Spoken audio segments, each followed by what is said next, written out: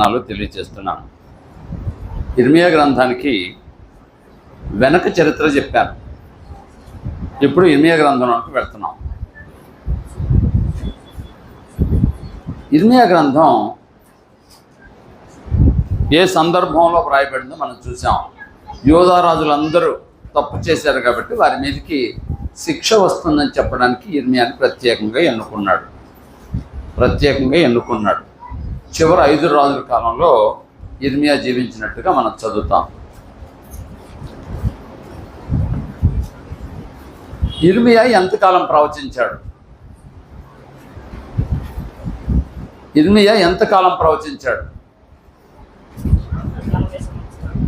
ఎలా చెప్పగలరు? ఇర్మియా గ్రంథం 1వ అధ్యాయం.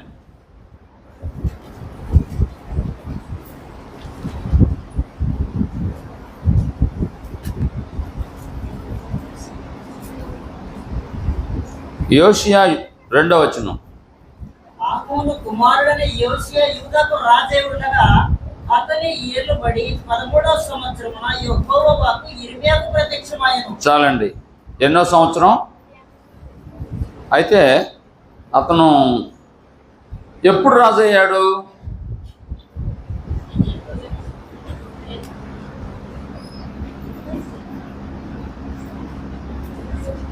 యోషియా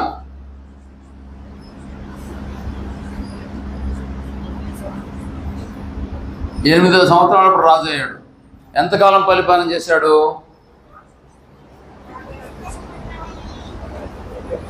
రాజుల 2వ గ్రంథం 22:1 చూడండి.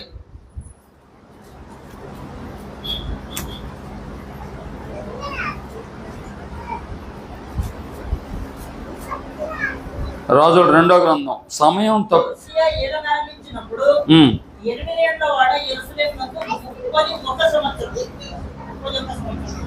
31 సంవత్సరాలు వెళ్ళాడండి. అంటే 31లో 8 తీస్తే ఎంత అవుతుంది?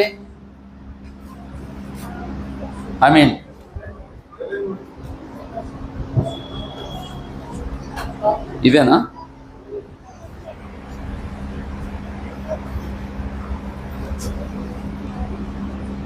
ముప్పై 8 తీసివేస్తే ఎంత? 23ఏనా? అంటే యోషియా కాలంలో మొత్తం ఇతను పొరపాటు పడ్డా. 31 సంవత్సరంలో అతను ఎన్నో సంవత్సరం ప్రవక్త అయ్యాడు? ఇర్మియా గ్రంథంలో ఉంది. 13 తీసివేయాలి. అప్పుడు ఎంత వచ్చింది?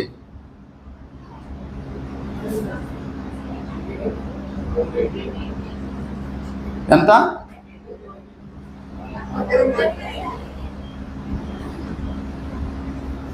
అంటే యోషియా కాలం ఎంత? ఇర్మియా 13 తీసివేశాం. 18 ఏళ్ళు ఉన్నాడా ఇర్మియా కాలంలో? అంతేనా? తరువాత 23:31 చూడండి. రాజుల 2వ గ్రంథం 23:31. యెహోయాహాజు 23 ఎంత? 3 నెలలు. 23:36 చూడండి. 23:36. కీను ఎన్నేళ్ళు? 11 ఏళ్ళు. తర్వాత 24:8 చూడండి.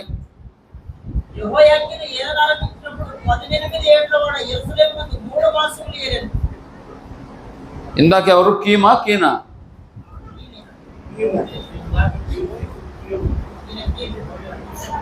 కీను 24 నేను ఎంతకాలం? ఈయన కూడా 3 నెలలే. తర్వాత 24:18 24:18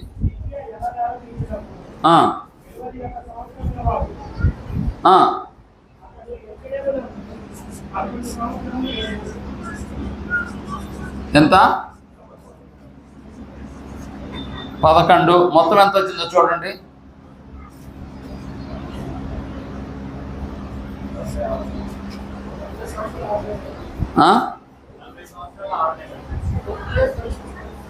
ఇది 3 నెలలు, ఇది 3 నెలలు, అంటే 40 సంవత్సరాల కంటే ఎక్కువ కాలం. అర్థమైందా? ఇది ఇర్మియా చాలా కాలం ప్రవచించాడు. ఇంచుమించుగా 40 సంవత్సరాలు పరిపాలన చేశాడు, ప్రవచించాడు. రైట్. మొదటి అధ్యాయంలో మనం ఏం నేర్చుకుంటామంటే, మీకు ఇందాక నేను చెప్పాను కదా, నేను బాలుడిని అన్నాడు, దాన్ని విడిచిపెడతాను. ఇంతకు అక్కడ మనం నేర్చుకునేది ఏంటంటే, మొదటి అధ్యాయంలో 15వ వచనం చూడండి.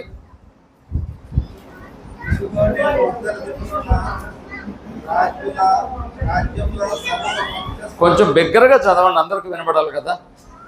ఇదిగో నేను ఉత్తర దిక్కున రాజ్యంలో సర్వ వంశస్థులను పిలిపించెదను. వారు వచ్చి ప్రతి వాడును చాలండి. ఏమంటాడంటే మొదటి అధ్యాయంలో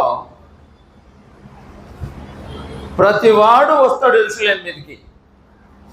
ఎందుకు? మీరు నా నిబంధనని అతిక్రమించారు కాబట్టి ప్రతివాడు వస్తాడు.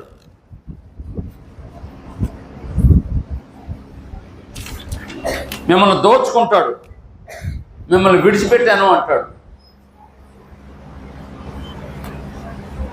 ఇర్మియా ఎంతకాలం ప్రవచించాడో మనం విన్నాం.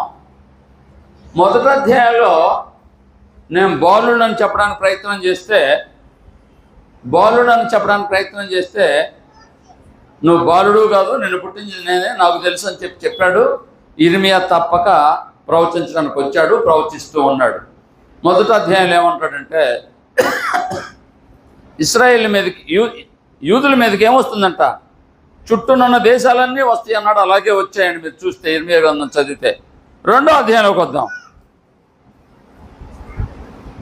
ఇర్మియా ద్వారా దేవుడు యూదులతో ఏం మాట్లాడుతున్నాడంటే, 1వ వచనం చదవండి. మరియు యెహోవా వాక్కు ప్రత్యక్షమై ఇలాగు సెలవిచ్చెను, నీవు వెళ్ళి యెరూషలేము నివాసుల చెవులలో ఈ సమాచారం ప్రకటించుము. యెహోవా సెలవిచ్చినదేమనగా, నీవు అరణ్యంలోను విత్తనములు వేయదగని దేశంలోను నన్ను వెంబడించుతూ నీ యవ్వన కాలంలో నీకు చూపిన అనురాగమును, నీ వైవాహిక ప్రేమను నేను జ్ఞాపకం చేసుకుంటున్నాను. చాలండి. నీవు ప్రారంభంలో నాకు లోబడ్డావు, నేను చెప్పినట్టు విన్నావు, నేను చెప్పినట్టు ఆరాధించావు, నా ఆజ్ఞలు తూచా తప్పకుండా పాటించావు, బాగానే ఉంది. ఇప్పుడు పెద్దదాని అయ్యావు, వయసు వచ్చింది, అన్నీ ఏర్పడిన తర్వాత నువ్వేం చేసావంటే, నా మాట ఇప్పుడు మీరు వినడం లేదు. ఒకప్పుడు విన్నారు, ఇప్పుడు వినడం లేదు. మరలా చెప్తాను ఈ మాట. ఒకప్పుడు ఎవరు విన్నారో ఒకసారి వినండి. యూదులకు మూల పురుషుడు ఎవరు? నిబంధన వచ్చిన తర్వాత యూదులకు మూల పురుషుడు. నిబంధన వచ్చిన తర్వాత సున్నతితో అబ్రహాం మూల పురుషుడు యూదులకి. అది అయిపోయింది. ధర్మశాస్త్రం వచ్చింది. ధర్మశాస్త్ర కాలంలో యెహోషువ, మోషే అయిపోయారు. న్యాయాధిపతులు అంత మాత్రం వాళ్ళు కనబడలేదు. రాజులు వచ్చారు. రాజుల్లో దావీదు ఎటువంటి వాడు? దావీదుకి ఏం పేరు ఉంది? ఎవరండి? దేవుని చిత్తానుసారుడు, దేవుని హృదయానుసారుడు. దేవుని హృదయం ఏంటి చెప్పండి, దేవుని చిత్తం ఏంటి చెప్పండి, ఒక్క మాట.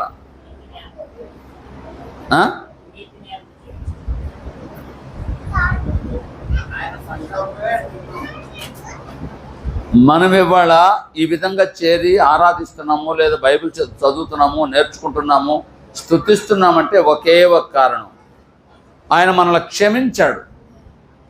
క్షమించకపోతే ఇక్కడికి వచ్చి కూర్చోగలమా?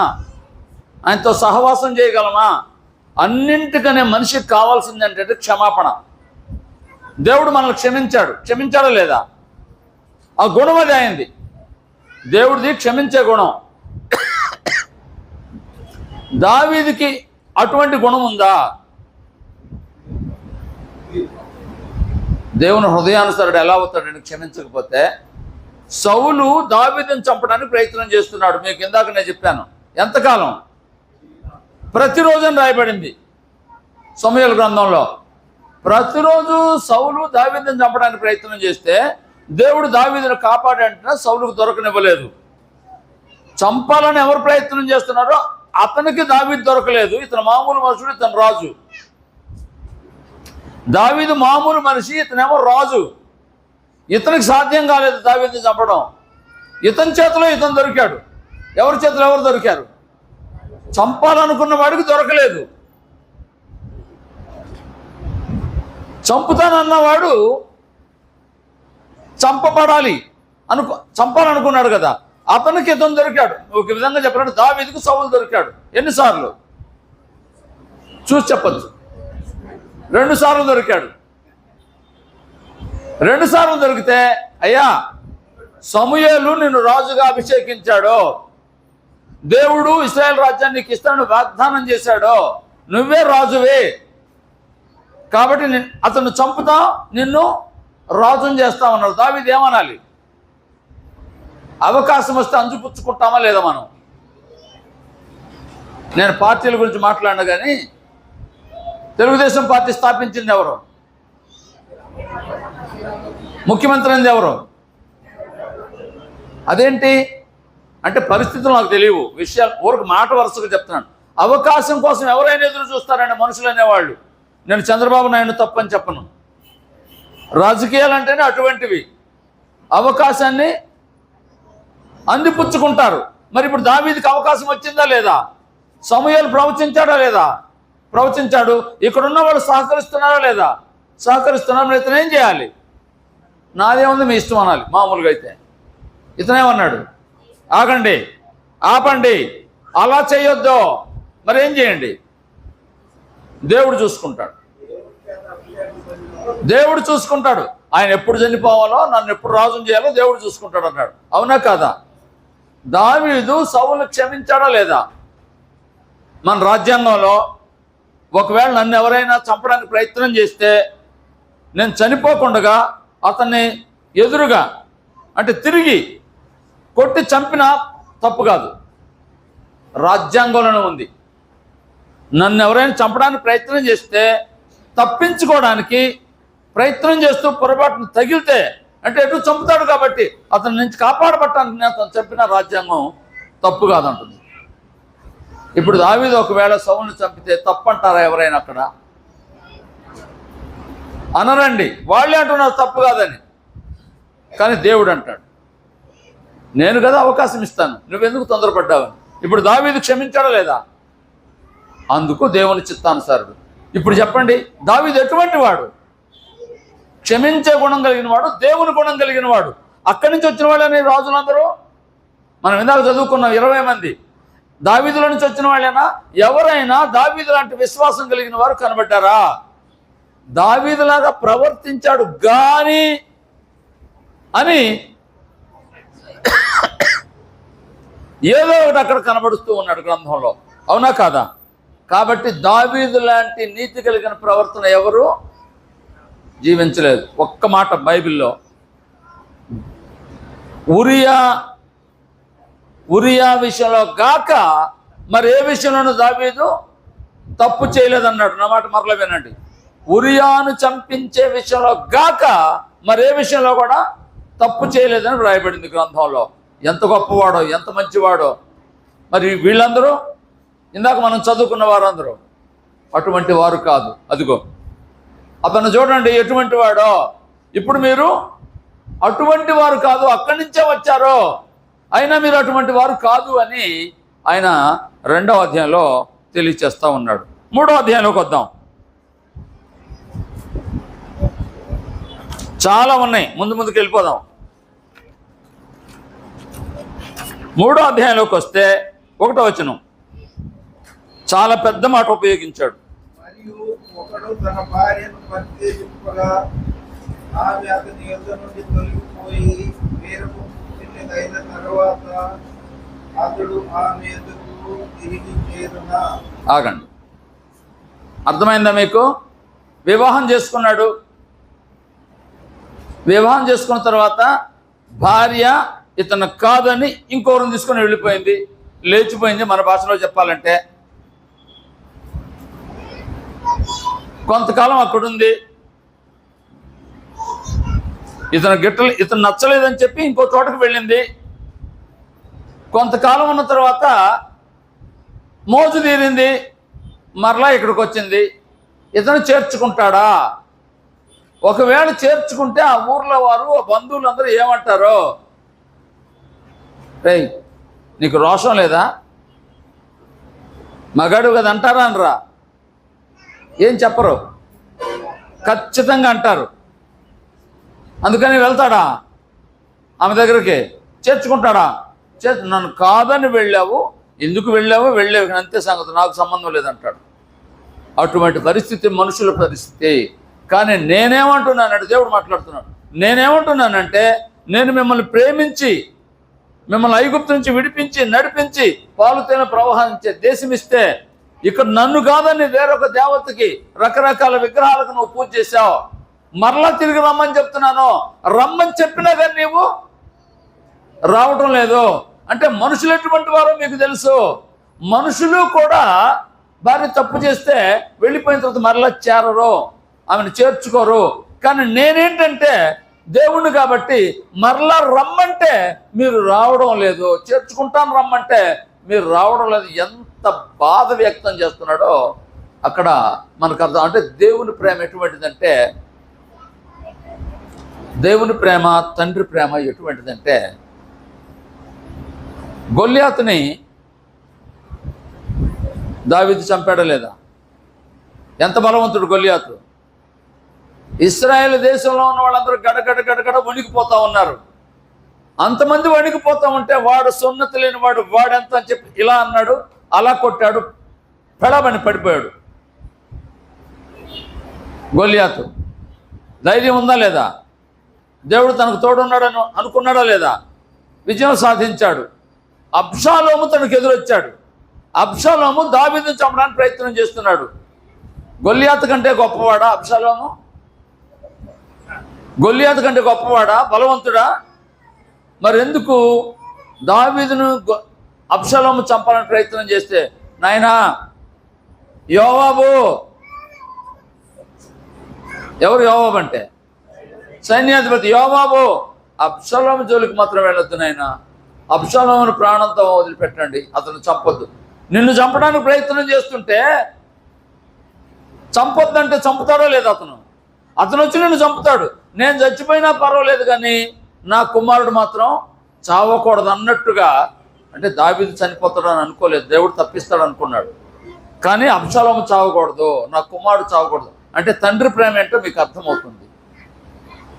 ఆయన దేవుడు తండ్రిగా ఉన్నాడు కాబట్టి ఇశ్రాయేలుకి ఎంత చెడ్డ చేసినా ఏం చేయట్లేదు, రావద్దు అనడం లేదు. క్రొత్త నిబంధనలో యేసు ప్రభువు ఉపమానం చెప్పాడు కదా, చిన్న కుమారుడు ఏం చేశాడు? బుద్ధి వచ్చినప్పుడు వస్తే చేర్చుకున్నాడు. అలాగా నేను భార్యగా మిమ్మల్ని విడిచిపెట్టి వెళ్ళిపోయినా మరలా రమ్మంటున్నాను, రావడం లేదు మీరని బాధపడుతున్నాడు 3వ అధ్యాయంలో. తరువాత 4వ అధ్యాయంలోకి వద్దాం.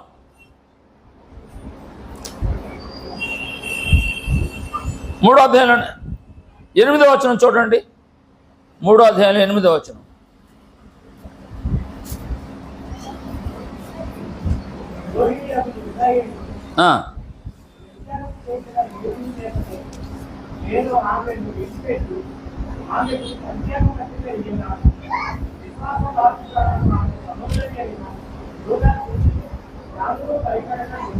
అదిగోండి, ఇశ్రాయేల్ని విడిచిపెట్టాను నేను. ఇందాకే చెప్పుకున్నాం మనం. ఇశ్రాయేల్కి దేవుడు ఎన్నడెన్నడూ సహాయం చేయలేదండి, గుర్తుపెట్టుకోండి. ఇశ్రాయేల్తో దేవుడు లేడు, ఇశ్రాయేల్తో దేవుడు లేడు. సరికదా, ఇశ్రాయేల్ రాజ్యం పతనం అయిపోతే వాళ్ళు తిరిగి వస్తారన్న ప్రవచనం కూడా లేదు. విడిచిపెట్టాడు ఇశ్రాయేల్ని. యూదులు మాత్రమే తిరిగి బబులో నుంచి రప్పించాడు. అది విషయం. ఓకే, అయినా వాళ్ళని చూసి మీరు ఏం తెచ్చుకోలేదు. యూదులతో మాట్లాడుతున్నాడు, ఇశ్రాయేలు నేను విడిచిపెట్టాను, వారితో సహాయం చేయట్లేదు, నేను వాళ్ళకి విడాకులు ఇచ్చాను, నన్ను ఇశ్రాయేలు చూసి మీరు నేర్చుకోవాలి, కానీ మీరు నేర్చుకోలేదు అని అంటున్నాడు. 4వ అధ్యాయంలోకి వద్దాం. 4వ అధ్యాయం 10వ వచనం. అప్పుడు నేను ఇట్లాంటిని నడవగా యెహోవా ఖడ్గమును హత్య చేయుచుండగా నీవు మీకు క్షేమం కలుగునని చెప్పి నిశ్చయంగా ఈ ప్రజలను బహుగా మోసపుచ్చితివి. అయ్యా, ఇక్కడ ప్రవక్త పెద్ద మాట ఉపయోగించాడు. ఏంట పెద్ద మాట అంటే, దేవుణ్ణి నీవు మమ్ములను నీకు క్షేమమగునని చెప్పి నిశ్చయంగా ఈ ప్రజలు యెరూషలేమును బహుగా మోసపుచ్చితివి. మోసం చేశావు, మమ్మల్ని మోసపుచ్చావని యిర్మీయా దేవునితో డైరెక్ట్గా మాట్లాడుతున్నాడు. దేవుడు యూదుల్ని మోసపుచ్చాడా? దేవుడు యూదుల్ని మోసపుచ్చాడా? చెప్పరేంటి? యిర్మీయా మాట్లాడితే నేను ఎప్పుడు మోసపుచ్చాను అనలేదు అక్కడ. యిర్మీయా అంటున్నాడు, నీవు మమ్మను మోసపుచ్చావు అంటున్నాడు, మోసపుచ్చితివి అంటున్నాడు. ఒకసారి ఆలోచన చేస్తే యోబు గ్రంథం 12వ అధ్యాయంలోకి రండి. యోబు గ్రంథం 12వ అధ్యాయం 16వ వచనం చదవండి. యోబు గ్రంథం 12వ అధ్యాయం 16వ వచనం. బలమును జ్ఞానమును ఆయనకు స్వభావ లక్షణములు, మోసపడువారును మోసపుచ్చువారును. ఆయన వశమున ఉన్నారు. అయ్యా, ఇంకోసారి వినండి. మోసపడువారును మోసపుచ్చువారును అంటే మోసం చేసేవారు, మోసపోయేవారు. మోసం చేసేవారు, మోసపోయేవారు. ఇది మన భాషలో చెప్పాలంటే ఇద్దరు ఎక్కడ ఉన్నారంట? ఎవరి వశంలో ఉన్నారంట? నేను ఎప్పుడు నన్ను పలానా వాళ్ళు మోసం చేశారు అన్నాను. మోసం చేశారంటే దేవుడికి తెలియకుండా మోసం చేస్తారా? ఏం చెప్పరు. మోసపుచ్చేవాడు దేవుడు అనుమతి తీసుకొని మోసపుచ్చుతాడు. మోసపోయేవాడు దేవుడే మోసం చేయాలని వాడిని మోసపుచ్చేలాగా చేస్తాడు. ఇద్దరు ఆయన వశంలో ఉన్నారంట. అర్థం కావడానికి చెప్తాను. యోధా ప్రవక్తలు ఇశ్రాయేల్ దేశంలో, యోధా దేశంలో యిర్మీయా కాలంలో ఎంతమంది ప్రవక్తలు ఉన్నారు? లెక్క చెప్పలేదు అక్కడ ఎంతమంది అని. అనేక మంది ఉన్నారు. దానికంటే ముందు ఇశ్రాయేల్ దేశంలో ఎంతమంది ప్రవక్తలు ఉన్నారు? ఎందాక చెప్పుకున్నాం. 450 మంది ప్రవక్తలు ఉన్నారు ఏలియా కాలంలో, ఎలీషా కాలంలో. అవునా?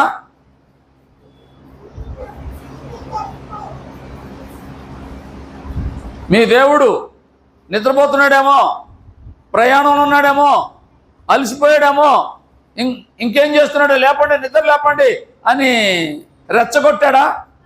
వారు అని రక్తం గారేంత మట్టుకు సేవ చేశారా వారు ప్రవక్తలు?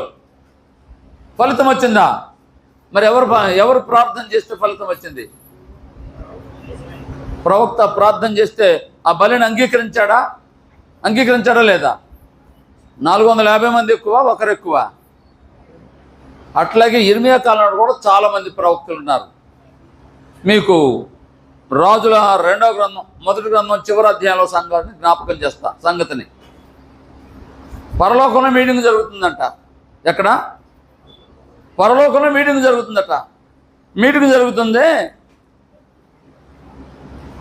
రామోత్ గిలాదు మీదకి ఇశ్రాయేల్ రాజు వెళ్ళి ఓడిపోయేలాగా అతను మోసపుచ్చేది ఎవరని దేవుడు అడిగాడంట. ఏంటంట? రామోత్ గిలాదు మీదకి ఇశ్రాయేల్ రాజు వెళ్ళి ఓడిపోయేలాగా అతన్ని మోసపుచ్చేది ఎవరని దేవుడు పరలోకంలో మీటింగ్లు అడిగితే దేవదూతలు ఒక్కొక్కరు ఒక్క విధంగా మాట్లాడారట. ఒక దేవదూత అన్నాడట, నేను పోయి మోసపుచ్చుతాను అన్నాడట. ఎలా మోసం చేస్తామంటే ఏమన్నాడు గుర్తొచ్చిందా మీకు? నేను వెళ్ళి ఆ ప్రవక్తల నోట అబద్ధమాడే ఆత్మగా ఉంటానన్నాడట. వచ్చాడు. ఆ ప్రవక్తలందరూ రామోత్ గిలాద్ మీదకి వెళ్ళి యుద్ధంలో విజయం సాధించని దేవుడు నిన్ను పంపిస్తున్నాడు, దేవుడు ఆజ్ఞాపిస్తున్నాడు అని చెప్పారు. ఎంతమంది? 400 మంది ప్రవక్తలు. ఎవరు చెప్పాడు అంటున్నారు?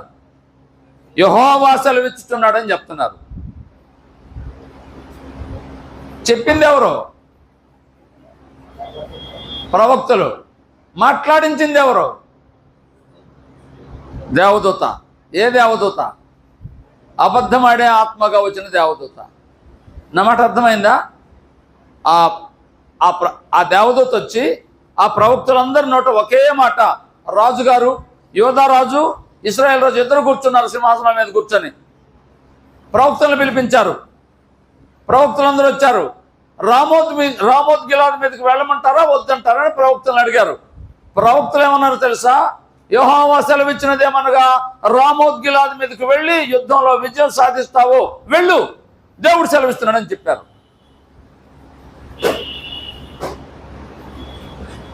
మాట్లాడించింది ఎవరు? దేవుడు. మాట్లాడింది ఎవరు? ప్రవక్తలు. ఏం మాట్లాడారు? యుద్ధానికి వెళ్ళి విజయం సాధించని మాట్లాడారు. యుద్ధానికి వెళ్ళారు. ఓడిపోయారా? విజయం సాధించారా? ఓడిపోయారు. ఓడిపోయేలాగా చేసింది ఎవరు? దేవుడు. అంటే ఆ ప్రవక్తలను పంపించింది ఎవరు? దేవుడు. ఎందుకు పంపించాడు అలాగా? అది పాయింట్. చెప్తాను. అంతమంది ప్రవక్తలు ఉన్నారు. ఇంకో ప్రవక్త ఉన్నాడు. ఆ ప్రవక్త, అయ్యా నువ్వు వెళ్ళకూడదు, అలా చేయకూడదని చెప్తుంటే అతని మాట వెనక వాళ్ళందరి మాట విన్నాడు. దేవుని మాట వినలేదు కాబట్టి, వినకపోతే ఏం జరుగుతుంది? ఇప్పుడు చదవండి. తెస్సలోనిక పత్రిక 2వ పత్రిక 2వ అధ్యాయం 11వ వచనం. తెస్సలోనికలకు రాసిన 2వ పత్రిక 2వ అధ్యాయం 11వ వచనం. ఎందుచేత సత్యమును నమ్మక దుర్నీతి అందు అభిలాష గల వారందరూ శిక్షావిధి పొందుటకై అబద్ధమును నమ్మునట్లు. అయ్యా మరొకసారి వినండి, అమ్మా ఇంకోసారి వినండి. సత్యమును నమ్మక దుర్నీతి యందు అభిలాష ఉంటే, సత్యాన్ని నమ్మక దుర్నీతి యందు అభిలాష ఉంటే ఏం జరుగుతుందంట? అభిలాష గల వారందరూ, దుర్నీతి యందు అభిలాష గల వారందరూ శిక్షావిధి పొందటం, అంటే శిక్ష పొందటానికి అబద్ధమును నమ్మునట్లు మోసము చేసే శక్తిని దేవుడు వారికి పంపుచున్నాడు. అంటే దేవుడు ఏం చేస్తాడు?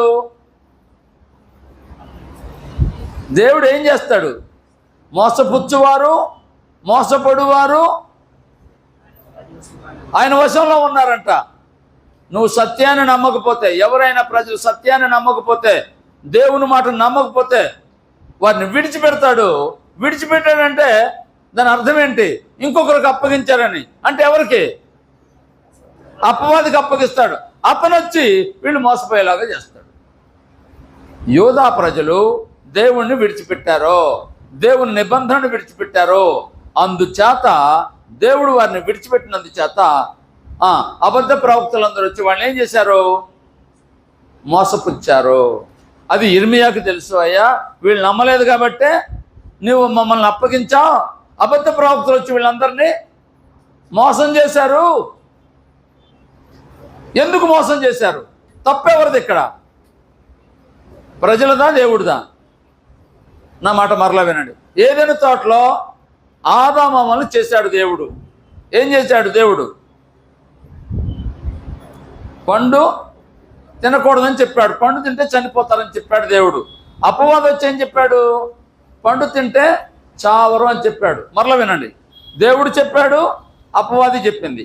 దేవుడు పండు తింటే చనిపోతారని చెప్పాడు. అపవాది పండు తింటే చావరం లేదు. ఇంకొంచెం బలంగా మాట్లాడాడు.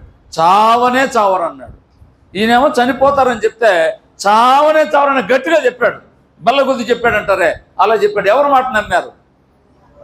ఇద్దరు మాటలు విన్నారు. విన్నది ఇద్దరు మాటలు విన్నారు ఆదామవ్వలు. నమ్మింది ఎవరి మాట? ఎవరి మాట? దేవుని మాట అపవాది మాట. ఇవాళ ఫలితం ఎవరు అనుభవిస్తున్నారు? మనం అందరం అనుభవిస్తున్నాం. ఇప్పుడు చెప్పండి, నమ్మింది ఎవరు? ఆదాము అవ్వలు ఎవరి మాట నమ్మారు? వారు దేవుని మాట నమ్మలేదు. తర్వాత కూడా మనుషులు దేవుని మాట నమ్మడం లేదు. ఎవరో ఒకరు నమ్ముతారు, అబ్రహాం లాంటి వాడు. ఎవరో ఒకరు నమ్ముతారు, మోషే లాంటి వారు. నీవు అందులో ఉంటే, మనం అందులో ఉంటే ధన్యులమే. ఒకవేళ నమ్మకపోతే మోసపోతావు. అది ఇర్మీయా చెప్తుంది. ఇంకో మాట చదువుదాం దాని గురించే.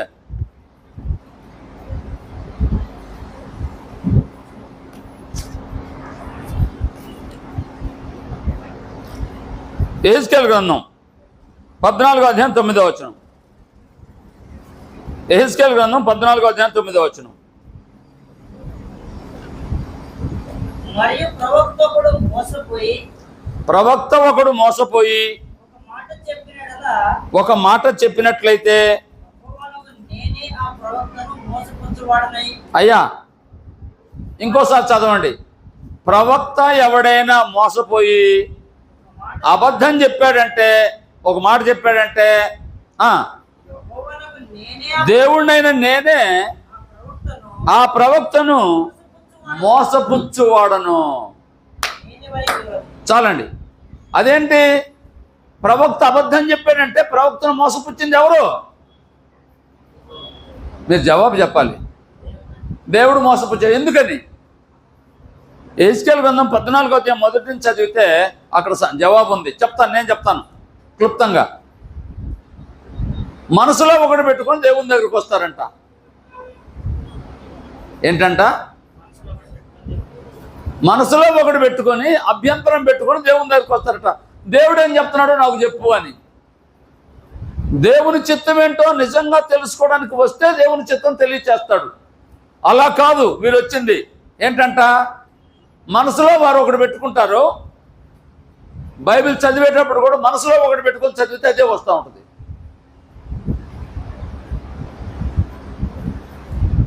బైబిల్ చదివేటప్పుడు నువ్వు నమ్మేదాన్ని బలపరచుకోవడానికి చదివితే అలాగే అర్థమవుతుంది. దేవుని చిత్తం ఏంటో తెలుసుకోవడానికి ప్రయత్నం చేస్తే నీ మనసులో ఉన్నది ప్రక్కన పెట్టి దేవుని చిత్తం ఏంటో తెలుసుకోవడానికి ప్రయత్నం చేస్తే దేవుని చిత్తం అర్థమవుతుంది. కీర్తన గ్రంథం 25వ కీర్తన 12వ వచనంలో ఇదే మాట చెప్పాడు. ఏంటది? యెహోవా యందు భయభక్తులు గలవాడెవడో వాడు కోరుకొనవలసిన మార్గం ఆయన వానికి బోధిస్తాడంట. అంటే నిజంగా భయము భక్తి ఉంటే దేవుడు ఆయనకి ఏ మంచి మార్గం ఆయన నేర్పిస్తాడు, నడిపిస్తాడు, బోధిస్తాడు. ఉదాహరణకి కొర్నేలు దేవుని యందు భయభక్తులు కలిగి ఉన్నాడు. యేసు ప్రభు తెలియదు. పేతురుని పంపించాడా? సౌలు భయభక్తులు కలిగిన వాడే. అపార్థం చేసుకున్నాడు. అననీయాను పంపించాడా? ఇథియోపి దేశం నుంచి వచ్చాడు. నపుంసకుడు, భయభక్తులు కలిగిన వాడే. గ్రంథం చదువుతున్నాడు దారిలో వెళుతూ కూడా. ఎవరిని పంపించాడు? పంపించాడా? అంటే నీవు సత్యం తెలుసుకోవాలి, దేవుని చిత్తం ఎరగలని ఆలోచన ఉంటే తెలుసుకునేలాగా సహాయం చేస్తాడు. అలా కాకుండా మనసులో ఒకటి పెట్టుకొని అది తెలుసుకోవడానికి ప్రయత్నం చేసి దేవుని దగ్గరికి వస్తే ప్రవక్త ఒకడు మోసపోతే మోసపుచ్చేది ఎవరు? ఇప్పుడు ఇశ్రాయేలు ఎందుకు మోసపోయారు? ఆ ప్రవక్తలను పంపించాడు దేవుడు. ఎందుకు మోసపోయారు? యూదులు. వారు దేవుని ఎడల సరి అయిన విధంగా లేరు. నా మాట మీకు అర్థమైందో లేదో. క్రైస్తవులమైన మనం కూడా సరి అయిన విధంగా ఆరాధించాలి, గ్రంథంలో ఉన్నట్టు చేయాలి, లేఖనం ఏం చెబితే అది చేయాలి, నా ఇష్టం కాదని నీవు నిజంగా మనసులో అనుకుని ఆ దృక్పథంతో నడుస్తూ ఉంటే నీకు సహాయం చేస్తాడు సత్యం తెలుసుకునేలాగా, సత్య ప్రకారంగా ఆరాధించేలాగా. అలా కాకుండా నీ మనసులో ఉన్నదో ఎవరో చెప్పింది చేయడానికి ప్రయత్నం చేస్తే నీకు అలాగే నడిపిస్తాడు. రైట్. 4వ అధ్యాయంలోకి వద్దాం. 4:10 చదువుకున్నాం, అయిపోయింది. 5వ అధ్యాయంలోకి వద్దాం. ఇందాకే 1వ వచనం చదివాం మనం. ఏంటది? న్యాయంగా నడవడానికి ప్రయత్నం చేసేవారు లేరు అని. 22వ వచనం చదువుదాం. సముద్రము దాటలేకుండానట్లు దాని తరంగములు ఎంత పొర్లినను అది దాటలేకయో, ఎంత ఘోషించినను దాన్ని దాటలేకయో ఉండినట్లు నిత్య నిర్ణయం చేత దానికి ఇసుకను సరిహద్దుగా నియమించిన నాకు మీరు భయపడరా, నా సన్నిధిన వణకరా. చాలండి. మనందరికి తెలిసిన విషయం ఏంటంటే, ఇక్కడ వాళ్ళకి తెలియకపోవచ్చు, మాకు సముద్రం దగ్గర 20 కిలోమీటర్లే. సముద్రం అలలు ఎంత పెద్దగా ఎగసిపడతాయో తెలుసా? ఒక్కోసారి ఇంత పెద్ద అలలు వస్తాయి, ఇలా వస్తాయి. అంత దూరం వచ్చి ఇసుకుంటుంది అక్కడ, అది దాటి రావు, ఇసుకను దాటి రావు. ఒకవేళ ఆయన అనుమతిస్తే సునామీ పంపిస్తే వస్తుంది, కానీ లేకపోతే దాటి రావు. సముద్రం దాటి రాదు. వస్తే మనం ఉండం. సముద్రం ఎక్కువ, భూమి ఎక్కువ? అది 3 భాగాలు, ఇది 1 భాగం. సముద్రం మీద భూమి ఉంది. ఓకే, మరి సముద్రం దాటి వస్తుందా మన మీదకి? రావడం లేదు. దేవుడు చెప్తున్నాడు ఇర్మియా ద్వారా యూదులతో, సముద్రాన్ని అక్కడ ఆగు అంటే ఆగింది. మీకు నేను నిబంధన ఇచ్చాను, ఇలా చేయండి, ఇలా చేయకూడదని. మీరు దాన్ని భయపడలేదు అంటే ఆచరించడం లేదంటే అర్థం ఏంటి? అయ్యా నా మాట విననా? ఆచరించడం లేదంటే అర్థం ఏంటి అంటే, అమ్మా నాన్న మాట, తల్లిదండ్రుల మాట వినడం లేదంటే భయం ఉండే, భయం లేకనా? తల్లిదండ్రుల మాట వినలేదంటే భయం ఉండే లేకనా? ఉందని చెప్తే సరిపోదు, ఉందని చెబితే సరిపోదు, నోటి మాటలు కాదు, ఆచరించాలి. ఆచరిస్తే భయం ఉన్నట్టు, భయం లేనట్టు అర్థం ఎలా అవుతుంది? తల్లిదండ్రుల మాట వినకపోతే భయం లేనట్టే. నువ్వు చెప్పక్కర్లా, నేను భయం కలిగిన వాడినే, నాకు భయం మా నాన్న అంటే మా అమ్మ అంటే అని ఊరికి నటిస్తే సరిపోదు. అమ్మా, మీరు పెద్దవారైనా మీకు తల్లిదండ్రులు ఉంటే ఏం చేయాలి? తల్లిదండ్రులకు పిల్లలైనా మీరు ఏం చెప్పరు? లోబడాలా వద్దా? ఎంతకాలం వరకు? పెళ్ళి ఎంతవరకా? ఎంతకాలం వరకు? ఈ జ్ఞానం ఉండాలి మనిషికి. క్రైస్తవ్యం అంటే ఏదో ఆదివారం రొట్టె విరిస్తే సరిపోద్ది అనుకునేది క్రైస్తవ్యం కాదు. గ్రంథాన్ని తూచా తప్పకుండా ఆచరించేది క్రైస్తవ్యం. సరి చేసుకోవడానికి ఇర్మియా గ్రంథం రాయబడింది మనకి. ఇర్మియా గ్రంథం చదివితే మనకేంటి ఫలితం అంటారా? అది పాఠం కలగడానికి. చాలామంది పాత నిబంధన చదవకూడదు, పాత నిబంధన చెప్పుకోకూడదు అనేవారు ఉన్నారు. పాత నిబంధన ఆచరించకూడదు, కానీ పాత నిబంధనలో పాఠాలు తెలుసుకోవాలంటే ఖచ్చితంగా పాత నిబంధన చదవాల్సిందే.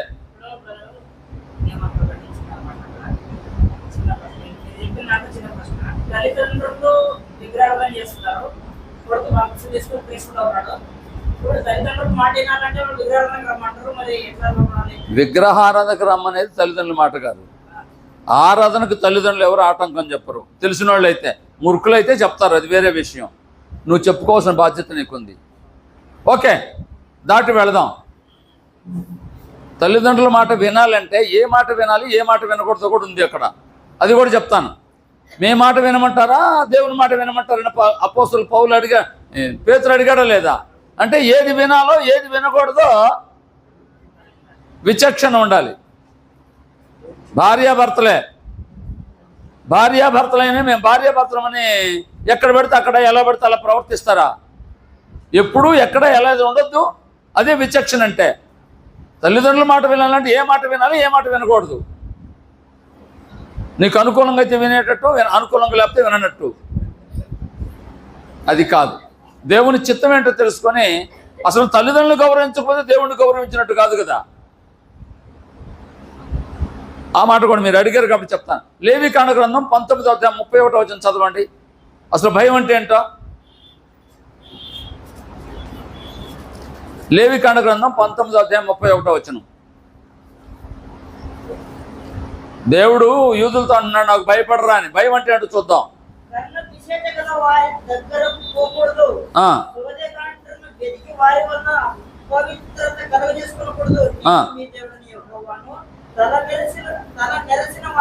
తల నెరసిన వాని ఎదుట లేచి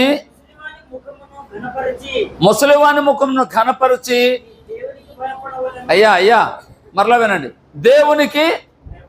దేవునికి భయపడటం అంటే ఏంటి? దేవునికి భయపడటం అంటే ఏంటి? ముసలివాడు ఉన్నాడండి అక్కడ, నేను కూర్చొని ఉన్నాను, నాకంటే పెద్దవాడు వచ్చాడు, ఏం చేయాలి? ముందు లేచి నిలబడాలండి, ముందు లేచి నిలబడాలి. వందనాలండి, రండి కూర్చోండి అని చెప్పాలి. ఏమొచ్చా ఏంటి? కన్నులతో మాట్లాడతారు కొంతమంది, అవునా? ఆయన పెద్దవాడని గౌరవం ఉండదు, చిన్న పెద్దన మర్యాద ఉండదు, కొంతమందికి లెక్క లేకుండా మాట్లాడతారు. అంటే ఏమి లేదు, ఎవరు భయం? మనిషికి భయపడకపోతే, అసలు మనిషిని గౌరవించకపోతే దేవునికి భయపడలేదని. భయం అంటే ఏదో కాదండి, దేవునికి భయపడటం అంటే పెద్ద చిన్న గౌరవించడం, అది తల్లిదండ్రులను గౌరవించడం. గౌరవించలేదంటే నువ్వేంటి? ఆదివారం రొట్టె విరిచానని కాదు, ఏంటి? దేవునికి భయపడలేదని అర్థం. ఆదివారం రొట్టె విరిస్తే క్రైస్తవుడు కాదు. దేవునికి భయపడటం అంటే పెద్దవాళ్ళని గౌరవించాలంటే, మరి తల్లిదండ్రులు అంటే గౌరవించాలా లేదా? ఇప్పుడు మీరు చెప్పినట్టు చెప్పండి. వారు చెడ్డవాళ్ళేనండి కావచ్చు, చెడ్డవాళ్ళైతే మాట వినరా? ఏ తల్లిదండ్రులైనా చెడ్డ పనులు చేయమని చెప్తారా? ఎక్కడో తెలియక మందు తాగేవాడు నువ్వు కూడా తాగినట్టు తాగమంటాడేమో ఒకవేళ. ఎవడో ఒకడు, అందరూ కూడా 100 మంది తాగమనరు, నేను తాగినా నువ్వు తాగొద్దని చెప్తారు వీళ్ళు. అవునండి, ఎవరు చెడ్డవాళ్ళు ఉంటారు, తల్లిదండ్రులు ఎవరు చెడ్డవాళ్ళు ఉంటారు, ఎక్కడో చోట ఉంటారంటే. అయినా కానీ వారిని గౌరవించి వాళ్ళకు లోబడితే వాళ్ళే మన దారిలోకి వస్తారు. రైట్, విడిచిపెడదాం. అయిపోయిందా? నాకు సముద్రం భయపడుతుంది, మీరు భయపడలేదంటే నిబంధన సముద్రం ఇక్కడ దాటి రాకూడదని చెప్పిన అది ఆగిపోయింది. నీవు మాత్రం నిబంధన అతిక్రమించావు, అది దేవుడి మాట. 6వ అధ్యాయంలోకి వద్దాం. 16వ వచనం మీకు తెలిసిన మాటే.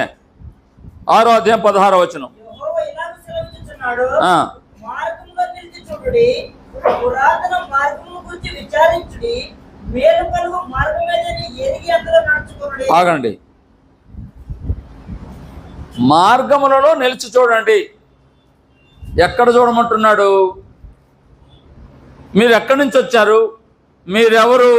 మీ తాత ఎవరు? అసలు మీరు ఐగుప్తు నుంచి ఇక్కడికి వచ్చారు, ఐగుప్తు నుంచి ఇక్కడికి ఎందుకు వచ్చారు?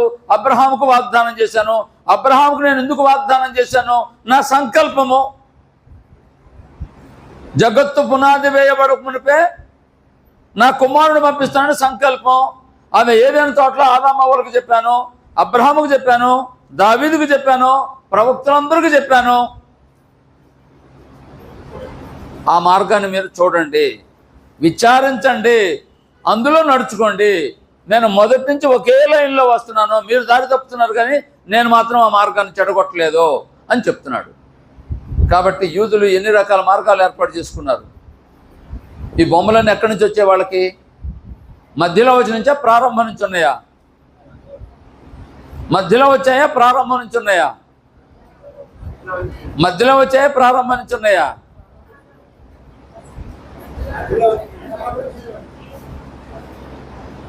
నలభై సంవత్సరాలు అరణ్యంలో ఏం చేశారంటే వాళ్ళు పూజ చేసిందేమో దేవుణ్ణి అంట, మోసుకొచ్చిందేమో ఏం చెప్పరు.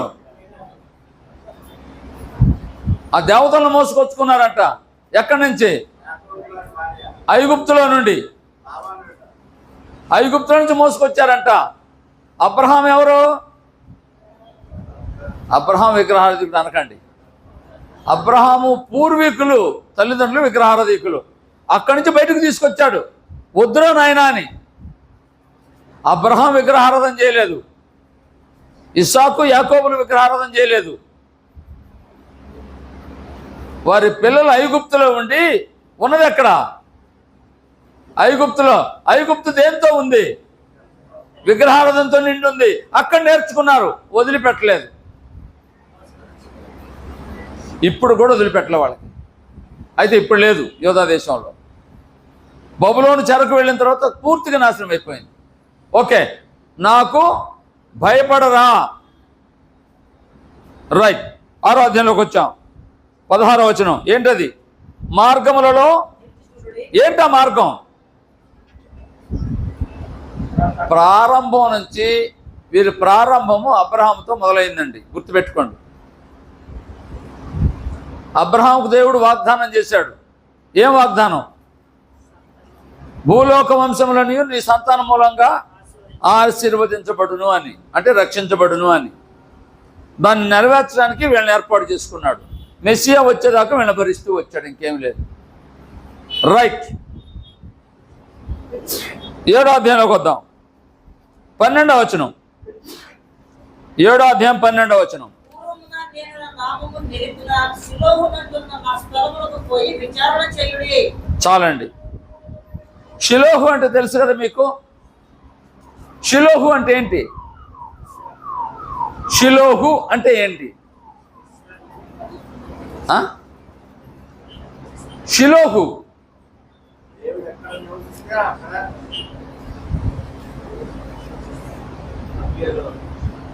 షిలోహు అనేది ఒక ప్రాంతం. అక్కడ ప్రత్యక్షపు గుడారము ఏర్పాటు చేయబడింది.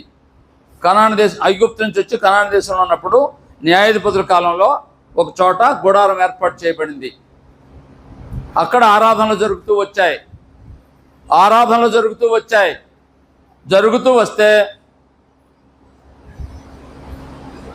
ఏలీ కాలం వచ్చేటప్పటికి ఏం జరిగింది చెప్పండి? ఆరాధనలు జరుగుతున్నాయి, విచారణ జరుగుతుంది. ఎవరైనా ఏదైనా చేయాలా వద్దని విచారణ చేసేవారు, బాగానే ఉంది. ఏలీ కుమారులు ఎటువంటి వారు? ఏలీ కుమారులు ఎటువంటి వారంటే 2 పిచ్చులు ఉన్నాయి వాళ్ళకి. ఒకటి, దేవుని మందిరం దగ్గరకు వచ్చే వాళ్ళతో పాపం చేసే పిచ్చి ఒకటి ఉంది, స్త్రీల పిచ్చి ఉంది. 2వ పిచ్చి మాంసం పిచ్చి ఉంది. అంటే దేవుని నివాసం అనే భయం లేకుండా వారు చాలా దుర్మార్గంగా ప్రవర్తించినప్పుడు ఏలీ కాలంలోనే ఒక ప్రవక్త వచ్చి ఏం చెప్పాడంటే, ఇక మీదట ఏలీ వంశంలో వాళ్ళు ఎవరు యాజకత్వం చేయరో అని తొలగిస్తానన్నాడు. తర్వాత సమూయేలు వచ్చాడు, అదే చెప్పాడు.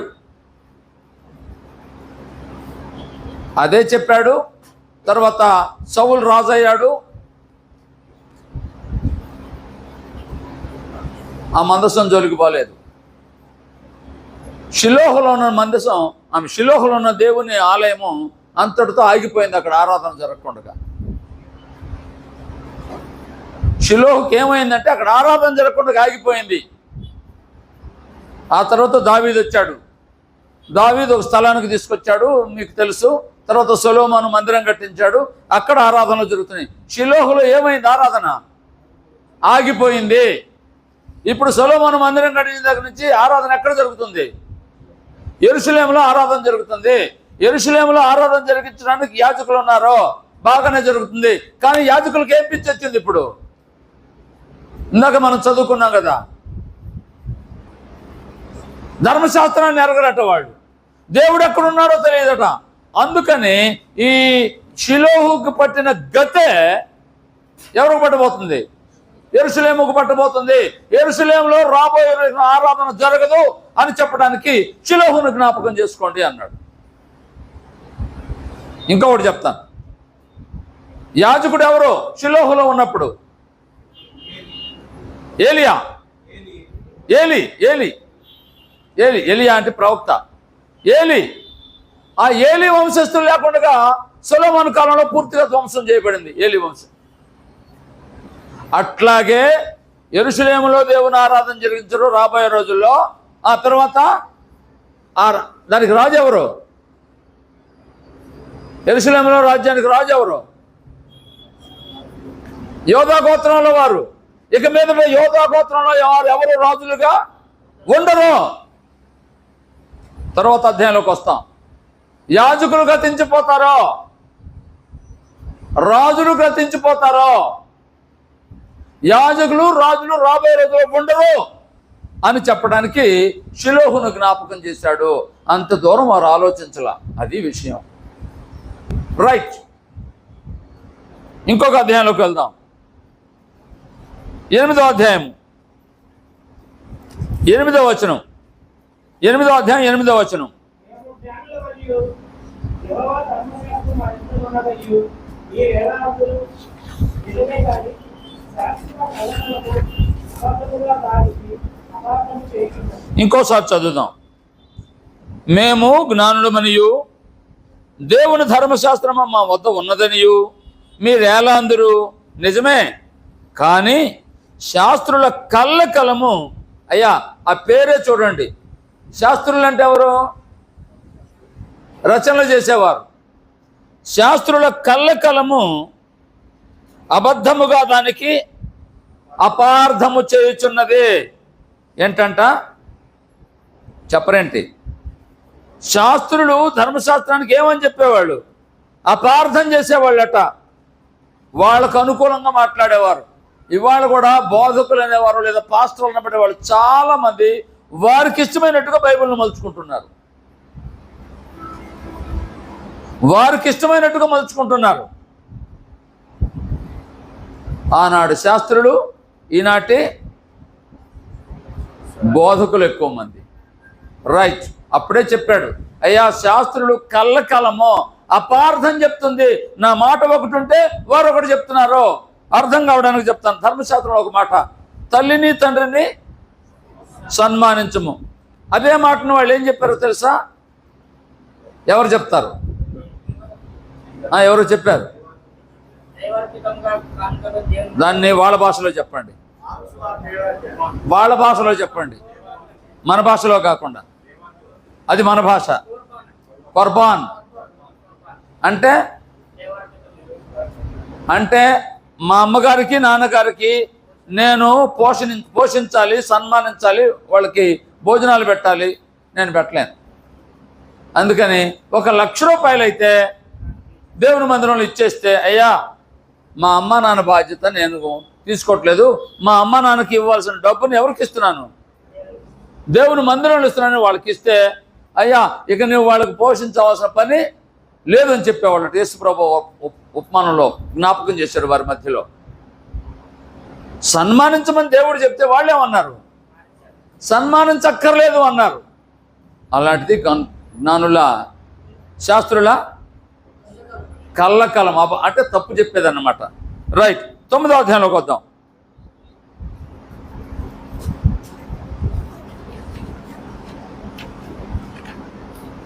24వ వచనం.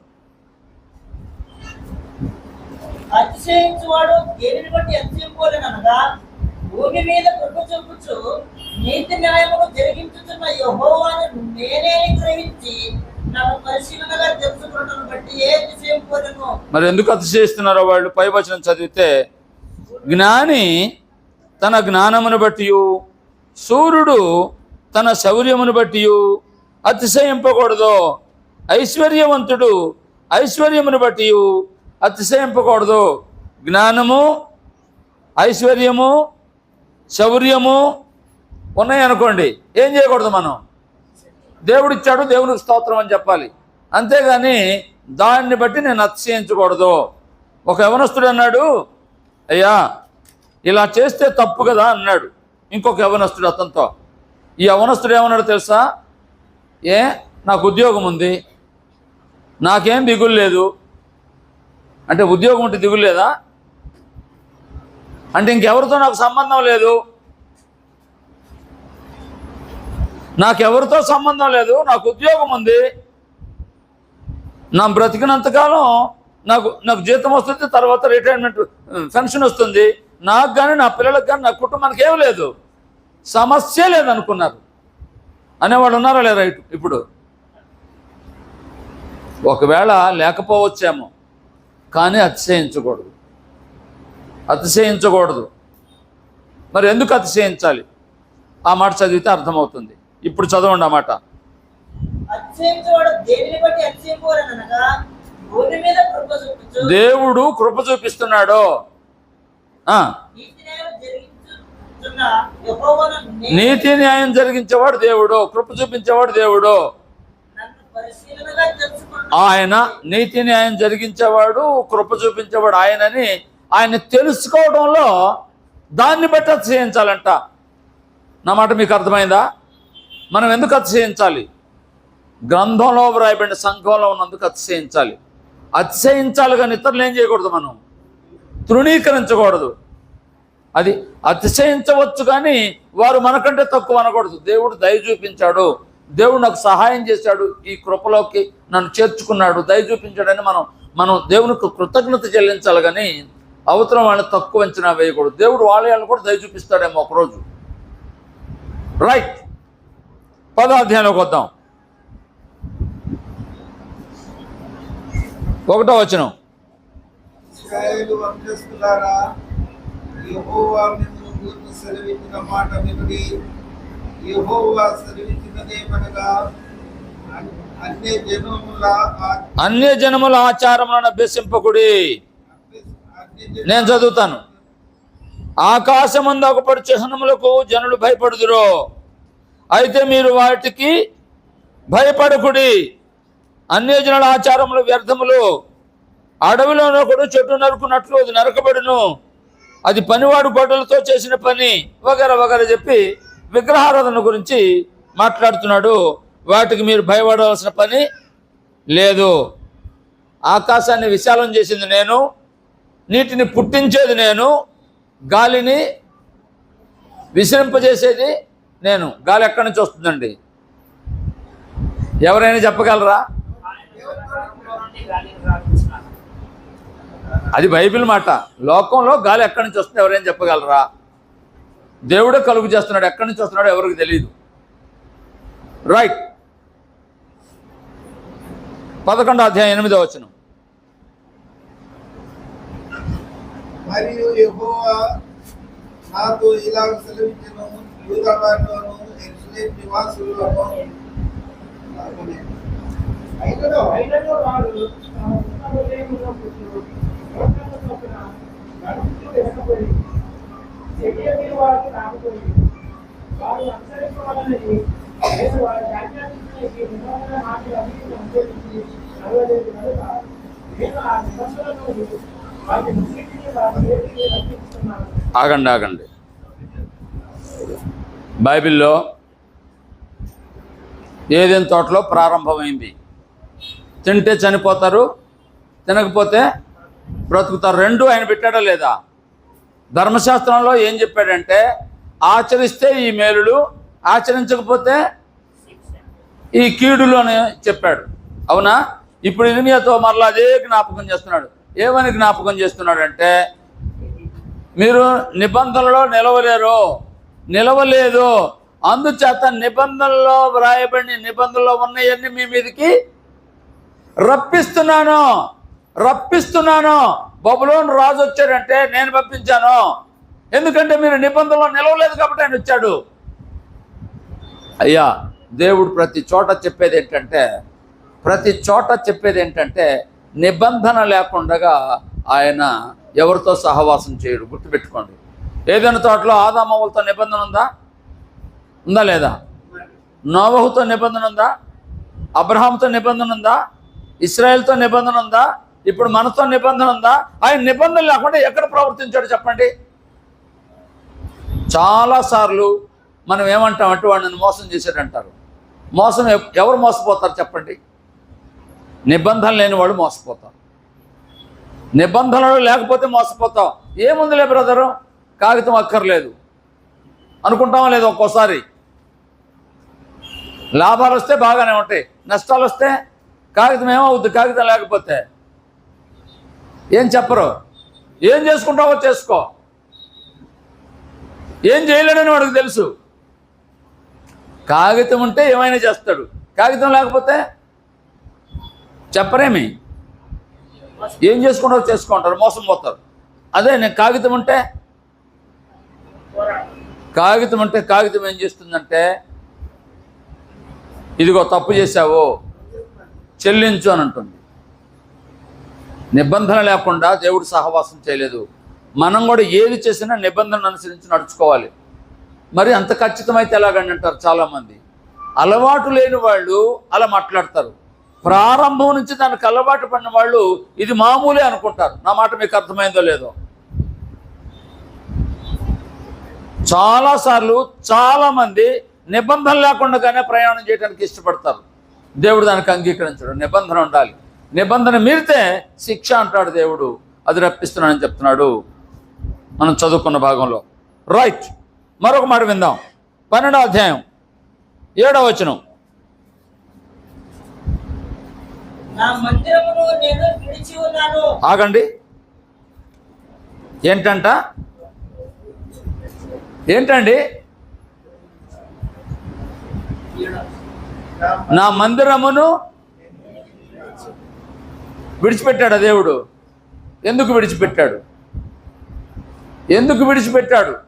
దేవుడు కోరినట్టుగా అక్కడ ఆరాధన జరగడం లేదు. వారి ఇష్టం వచ్చినట్టుగా ఆరాధనలు జరుగుతున్నాయి. ఇవాళ కూడా క్రైస్తవ ప్రపంచం, నేను మరలా చెప్తున్నాను, ఇవాళ కూడా క్రైస్తవులు ఎక్కువ మందిగా కనబడుతున్నారు. బ్రహ్మాండంగా ఆరాధనలు చేస్తున్నారు ప్రజలు అనుకుంటున్నారు. కానీ దేవుడు కోరినట్టుగా ఆరాధనలు జరగడం లేదు. ఆరాధనలు జరుగుతున్నాయి. చీరాల్లో ఒక కుటుంబం ఉంది. 3 అక్క చెల్లెళ్ళు ఒకే కుటుంబంలో. 3కి వివాహాలయ్యే పిల్లలు పుట్టారు. 2 అక్క, పెద్దక్క, చిన్న చెల్లి ఒక పార్టీ, మధ్యలో అక్క ఒక పార్టీ. నా మాట అర్థమైందా? పెద్దామ చిన్నామ ఒక పార్టీ, మధ్యలో ఆమె ఒక పార్టీ. వాళ్ళిద్దరు కలిసి ఒక చర్చి కట్టారు, వీళ్ళిద్దరు ఒక చర్చి బిల్డింగ్ కట్టారు. వాళ్ళు ఒకటి కట్టారు, వీళ్ళు ఒకటి కట్టారు. ఆంటీ, అది లేఖనానికి వ్యతిరేకమన్నా. మీరు సమాధాన పడాలి వాళ్ళతో వచ్చి తప్పు చేస్తున్నారన్న. పరలోకం లేకపోయినా పర్లేదు, కానీ నేను మాత్రం దాంతో సమాధాన పడినంది.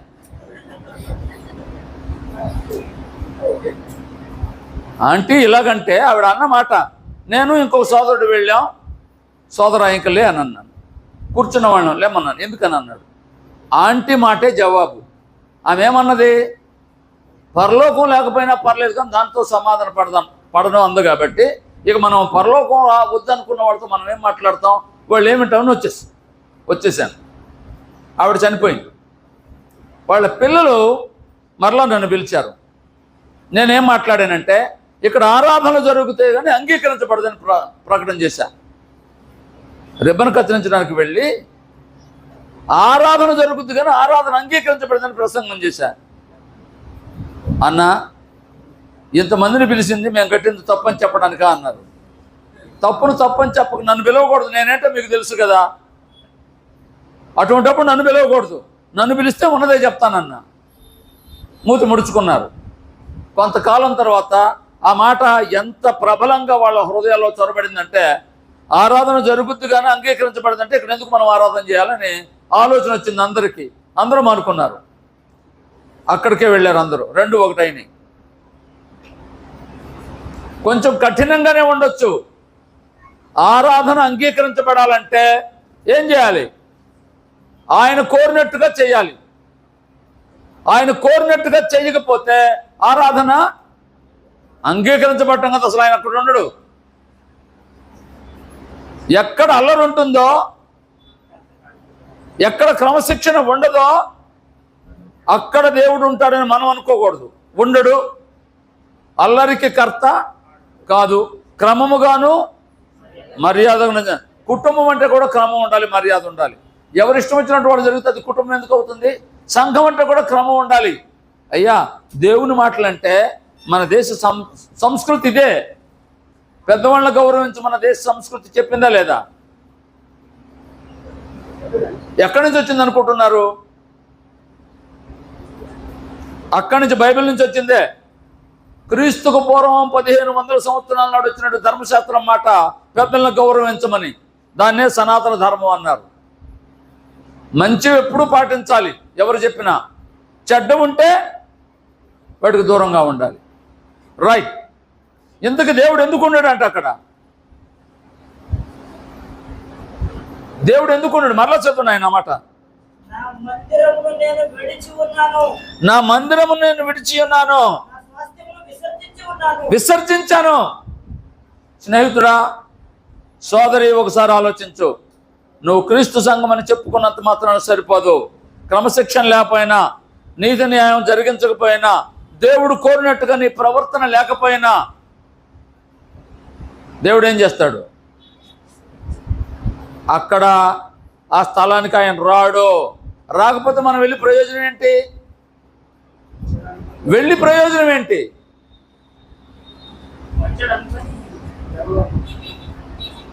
దేవుడా ఎంత వైభవంగా సొలొమోను మందిరం కట్టించాడు. ఎంత వైభవం! వారు దేవుని కంటే దేన్ని ఎక్కువ ప్రేమిస్తున్నారు? మందిరాన్ని ఎక్కువ ప్రేమిస్తున్నారు. దేవుడు నివసించే మందిరం ముఖ్యం. దేవుడు కాదు, వాళ్ళకి మందిరమే ముఖ్యం. అందుకే వారు దేవుణ్ణి విడిచిపెట్టి దేవుని మందిరం మీద ఓట్లు పెట్టుకోవడం మొదలుపెట్టారు. విడిచిపెడదాం దాన్ని. అందుకనే దేవుడు నేను అక్కడ ఉండునని దాన్ని విడిచిపెట్టాడంట. మరొక మాట చదువుతాం. 13వ అధ్యాయం 7వ వచనం. నేను యూఫ్రటీస్ నదికి పోయి త్రవ్వి ఆ నడికట్టును దాచిపెట్టి. చాలండి. సందర్భం ఏంటంటే ఈ అధ్యాయం మొత్తంలో ఒక మాట చెప్పదలిచాడు దేవుడు. నడికట్టు ఒకటి తయారు చేయమన్నాడు నారతో. అది కొన్నాడు, తీసుకువెళ్ళి ఒక చోట పాతి పెట్టి వచ్చాడు. కొన్ని రోజుల తర్వాత వెళ్ళి తీస్తే అదేమైంది? పనికొచ్చేదిగా లేదట, పనికిరాందయిందట. అలాగే నేను యూదుల్ని నాతో అంటి పెట్టుకొని ఉండేలాగా చేశాను. ఇప్పుడు వారు ఏమయ్యారు? నన్ను విడిచిపెట్టిపోయారు. అందుచేత వారు పనికిరాని వారయ్యారు అంటాడు. మనిషి ఆ నడికట్టుని మరలా వచ్చినట్టుంది పవరు. మనిషి దేవునితో అంటుకట్టుబడి ఉంటే దేవుడు అతనితో ఉంటాడు, అంగీకరిస్తాడు, ఆశీర్వదిస్తాడు, అన్నీ జరుగుతాయి. ఆయనతో అంటుకట్టబడకుండా ఉంటే ఏం జరుగుతుంది? పాడైపోతాడు. యేసుప్రభు చెప్పాడు కదా, నేను ద్రాక్షవల్లిని మీరు తీగలు. అంటే తీగ అందులో ఏమై ఉండాలి? అంటుకట్టబడి. ఒకవేళ వేరు చేయబడితే ఎండిపోద్ది. అలాగే దేవునితో సంబంధం ఉంటేనే మీరు జీవం కలిగిన వారు అవుతారు. నాతో సంబంధం లేకపోతే మీరు ఎండిపోయిన వారు అవుతారు. ఇదిగో ఈ నడుకట్టు ఎట్లా పనికి రాకుండా పోయిందో మీరు కూడా పనికిరాని వారు అయిపోతారు అని అక్కడ సందేశం ఇర్మియా ద్వారా వారికి తెలియచేశాడు. రైట్. 14వ అధ్యాయం 10వ వచనం. యెహోవా ఈ జనులతో ఈ మాట సెలవిస్తున్నాడు, ఈ జనులు తమ కాళ్లకు అడ్డము లేకుండా తిరుగులాడుటకు ఇచ్చగల వారు గనుక యెహోవా వారిని అంగీకరింపడు. ఆగండి. మరలా అంగీకరించే పదం ఎక్కడ వచ్చిందండి? ఈ యూదులు అనేవాళ్ళు ఎటువంటి వాళ్ళంట? ఏం చెప్పరు. ఇంకోసారి చదువు నాయన. కాళ్లకు తమ కాళ్లకు అడ్డము లేకుండా తిరుగులాడుటకు ఏంటంట? అంటే ఇటు వెళ్ళాలంటే అటు వెళ్ళటమేనమాట. ఏది చేయాలనుకుంటే అది చేయటమేనమాట. ఏం లేదు, వాళ్ళకి అడ్డం లేదు. చాలామందికి ఏమి లేదు, అడ్డు అదుపు లేకుండా తిరుగుతున్నాడు అంటారు కదా, విన్నారా? అంటే వాడి ఇష్టం, లేకపోతే ఆమె ఇష్టం. ఆమె ఇష్టం, అతని ఇష్టం నెరవేరిందంటే ఎవరి ఇష్టం నెరవేరడం లేదు? దేవుని ఇష్టం. అయ్యా అమ్మ ఇంకోసారి వినండి, మన ఇష్టం నెరవేర్చుకోవడానికి దేవుడు మనల్ని చేయలేదు. ఆయన ఇష్టం నెరవేర్చడానికి మనల్ని చేశాడు దేవుడు. పిల్లల్ని ఎందుకు అంటారు తల్లిదండ్రులు? పిల్లల్ని ఎందుకు అంటారు తల్లిదండ్రులు? నాకు తెలిస్తే కదా నేను చెప్పడానికి. పిల్లల్ని ఎందుకు అంటారంటే దేవుని చిత్తం ఏంటంటే తీతు పత్రిక, తిమోతి పత్రికలో చెప్పాడు కదా, పిల్లల్ని కని శిక్షణ ఇచ్చి ఏం చేయాలంట? ట్రైనింగ్ ఇవ్వాలి. దేనికి? దేవుని స్తుతించడానికి, దేవుని ఆరాధించడానికి, దేవుని మహిమపరచడానికి. ఎవరికి మహిమ రావాలి? మనం చేసింది దేవుడు ఎందుకు? దేవుని మహిమ కోసం అండి, దేవుని మహిమ కోసం. అయితే మనం ఏం చేస్తున్నాం? మన మహిమను వెతుకుతున్నాం. పిల్లల్ని ఎందుకు అంటారంటే తల్లిదండ్రులు గొప్పవాళ్ళని చేయటానికని మనం అనుకుంటాం, కానీ ఇప్పుడు సంస్కృతి అలా తిరగబడింది. గొప్పవాళ్ళని చేయటానికి కాదు, పిల్లల ద్వారా తనకి ఘనత వస్తుంది. మీ పిల్లోడు ఏం చేస్తున్నాడు? మీ పిల్లోడు ఏం చదువుతున్నాడు అన్నారు అనుకోండి, ఏమంటాం? మా పిల్లోడు కాన్వెంట్లో చదువుతున్నాడు. ఎంత? ₹1,00,000 ఎల్కేజీకే అడ్మిషన్ ఫీజు. గొప్ప కాదా? గొప్పగా చెప్పుకుంటామండి. నేను తప్పనడం లేదు, ఎగతాళి చేయట్లేదు. ఏం చదువుతున్నాడు? ఐఏఎస్ ఐపీఎస్ అన్నారు అనుకోండి. ఐఏఎస్ఆ ఐపీఎస్ ఆశ్చర్యంగా ఉంటుందా లేదా? అతను ఆ తండ్రిని లేదా తల్లిని ఎంత మెచ్చుకుంటారండి, అవునా కాదా? అంత గొప్పవాణ్ణి చేస్తున్నారా మిమ్మల్ని? రైట్, నిజమేది. ఎవరికి వస్తుంది ఇప్పుడు ఘనత? పుత్రోత్సాహము పుత్రుడు జనించినప్పుడే పుట్టదు, జనులా పుత్రుని కనుగొని పొగడక పుత్రోత్సాహము నాడు కలుగును. ఎప్పుడు ఘనత వచ్చేది? ఎవరి ద్వారా ఘనత వచ్చేది? దేవునికి ఘనత రావాలంటే మనుషులు, తల్లిదండ్రులకు ఘనత రావాలంటే పిల్లలు. ఇప్పుడు నువ్వు ఆ కోణంలో పెంచావా పిల్లల్ని? నా మాట నా కుమారుడు వినండి అంటే ఎలా ఉంటుంది చెప్పండి? అసలు ఆ తండ్రికి విలువ ఉంటుందా? ఆ తల్లికి గౌరవం ఉంటుందా? లేదు. దేవుని పిల్లలు దేవుని మాట వినలేదు. ఇంకోసారి చదువునైన మాట, అద్భుతమైన మాట అండి. ఈ జనులు తమ కాళ్ళకు అడ్డం లేకుండా అబ్బా, అడ్డం లేకుండా తిరిగారంటే ఎవరి మాట వినడం లేదన్నమాట. దేవుని మాట యూదులు వినడం లేదు. చాలండి, దేవుని మాట యూదులు వినడం లేదు, పిల్లలు తల్లిదండ్రుల మాట వినడం లేదు. సమాజం ఏమైపోయింది? తిరగబడింది. జాగ్రత్త. ఇప్పుడైనా మీ పిల్లల్ని ఈ కోణంలో పెంచండి. ఏమని? నేనేం చెబితే అది వినాలి. మా నాన్నగారికి ఎదురు చెప్పలేదు నేనని ధైర్యంగా చెప్పుకోవాలి. అది గొప్పతనం అంటే. ఏది గొప్పతనం అంటే? నేను ఎంత చదువుకున్నాను, ఎంత ఉద్యోగస్తున్నాను కాదు గొప్పతనం. నేను అప్పుడప్పుడు మాట్లాడతాను, మా అమ్మ నాన్నకి నేను ఎప్పుడు ఎదురు చెప్పలేదని.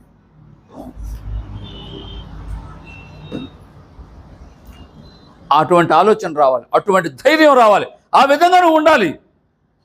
దేవుడు కోరేది అది.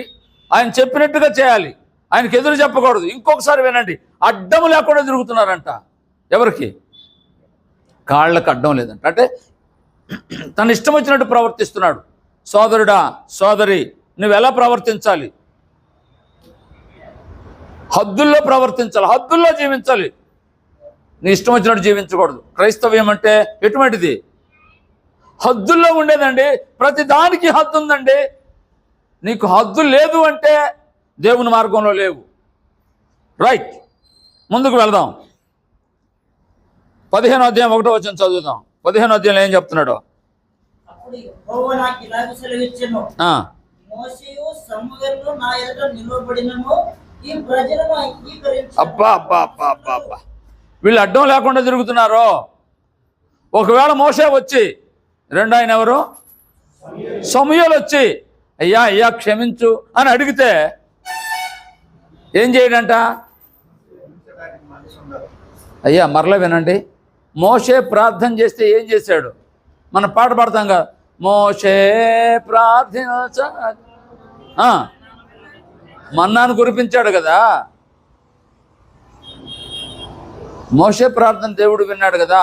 అక్కడ విన్నాను నేను. ఇప్పుడు వచ్చి అడిగితే ఈ యూదుల కోసం మోషే వచ్చినా సమూయేలు వచ్చినా నేను మాత్రం, అయ్యా ఒకవేళ నీ పాపం ఎక్కువైతే నన్ను క్షమిస్తాడని నువ్వు అనుకుంటున్నావేమో. చాలాసార్లు క్రైస్తవులు పొరబడేది ఎక్కడంటే, హిందువులు క్రైస్తవుల గురించి తప్పుగా అనేది ఎక్కడంటే, వాళ్ళు రోజు పాపం చేస్తారు, రోజు ప్రార్థన చేస్తారంటారు. విన్నారా మీరు ఎప్పుడైనా? వీళ్ళు ఏం చేస్తారంట? రోజు ప్రార్థన చేస్తారంట. ఏమని? అయ్యా నన్ను క్షమించమని. రోజు ఏం చేస్తారు? ఎందుకు క్షమించమన్నాడు? పాపం చేస్తున్నాడు కాబట్టి క్షమించమని అడుగుతున్నాడు. రోజు పాపం చేస్తూ రోజు క్షమించమని ప్రార్థన చేస్తే దేవుడు క్షమిస్తాడా? ఈ మాట చదవండి ఇంకోసారి. మోషేయు సమూయేలు వచ్చిన ఎదుటి నిలబడిన నేను వారిని, అంటే వాళ్ళు మీకోసం ప్రార్థన చేస్తే వాళ్ళ ప్రార్థన కూడా నేను విన్ను, మిమ్మల్ని అంగీకరించను. వాళ్ళు చెప్పినా నేను వినను. మోషే ఇల్లంతట్లో నమ్మకస్తుడు, అటువంటి వాడు చెప్పినా నేను వినను అంటున్నాడు. రైట్, 16వ అధ్యాయం 1వ వచనం చదువుదాం. మరియు యెహోవా వాక్కు నాకు ప్రత్యక్షమై ఇలాగ సెలవిచ్చెను, ఈ స్థలమందు నీకు కుమారులైనను కుమార్తెలైనను పుట్టకుండానట్లు నీవు వివాహం చేసుకున్నట్లు ఆగండి. ఎందుకంటే ఏం చేసుకోకూడదంట? ఏమండి, ఎన్నేళ్ళు బ్రతికాడు నాకు తెలీదు, గ్రంథంలో చెప్పలేదు. ప్రవచనమే 40 సంవత్సరాలు ప్రవచించాడు. 40 కంటే ఎక్కువ, అవునా కాదా? వయసు ఉందా లేదా ఆయనకి? ఏం చెప్పరు, నేనేమనుకోలే. 20 ఏళ్ళకి వయసు వచ్చినట్టేనా? సహజ వాంఛలు ఉంటాయా లేదా ప్రతి వారికి? మరి వివాహం చేసుకోవడం తప్ప? వయసు వచ్చింది ఇర్మియాకి, వివాహం చేసుకోవాలని ఇర్మియా అనుకుంటున్నాడు. దేవుడు వచ్చి ఇర్మియా ఆగు అన్నాడు. ఏం ఆగమన్నాడు? పెళ్ళొద్దు అన్నాడు. ఇంకొకరైతే ఏమన్నా, నువ్వు లేకపోయినా పర్లేదు కానీ నేను అట్లా ఉండేదే అని అంటారు. అంటారా అనరా? అయ్యా ఈ నెలాగు, అయ్యా ఈ సంవత్సరం ఆగంటే ఏమంటారు? ఇప్పటికే లేట్ అయిపోయింది. మీరెవరు అనలేదులే. ఇప్పటికే లేట్ అయిపోయింది, తొందర తొందర తొందర తొందర ఎక్కువ అబ్బాయికని తొందరపడతారా లేదా? మరి ఇర్మియా, అయ్యా నవ్వులాట కాదు ఇది. యవనస్తుడైన ఇర్మియాని దేవుడు వివాహం చేసుకోవద్దంటే చేసుకున్నాడో చేసుకోలేదా? ఏం చెప్పరు? ఎందుకని? నీకు నాకు పాఠం ఏంటో తెలుసా? దేవుడు ఏం చెప్తే అది చేయాలి. నీ కోరిక నెరవేర్చుకోవడం కోసం కాదు. అవసరమైతే దేవుడు చెప్పింది చేయాలంతే. కంట్రోల్ చేసుకొని శరీరాన్ని, నీ మనసుని కంట్రోల్ ఉండదు చాలామందికి. నోటికి ఏది వస్తే మాట్లాడతారు, చేతికి ఏది వస్తే చేస్తూ ఉంటారు. ఏ ఆలోచన అయితే అది చేసేస్తూ ఉంటారు. మరి ఇర్మియానో, అతను మనలాంటి, అంటే నేను దాటి వచ్చాను ఆ వయసుని, యవనస్తుడా కాదా? వివాహం చేసుకోవాలని ఉంటుందా లేదా? మరి చేసుకున్నాడా చేసుకోలేదా? ఎందుకు చేసుకోవద్దన్నాడు దేవుడు? అది చెప్పండి. ఎందుకు పెళ్ళొద్దన్నాడు? పాస్టర్లు చాలామంది వచనం తీసుకొని పెళ్లి చేసుకున్న వాళ్ళందరూ ఇదే చెప్తారు.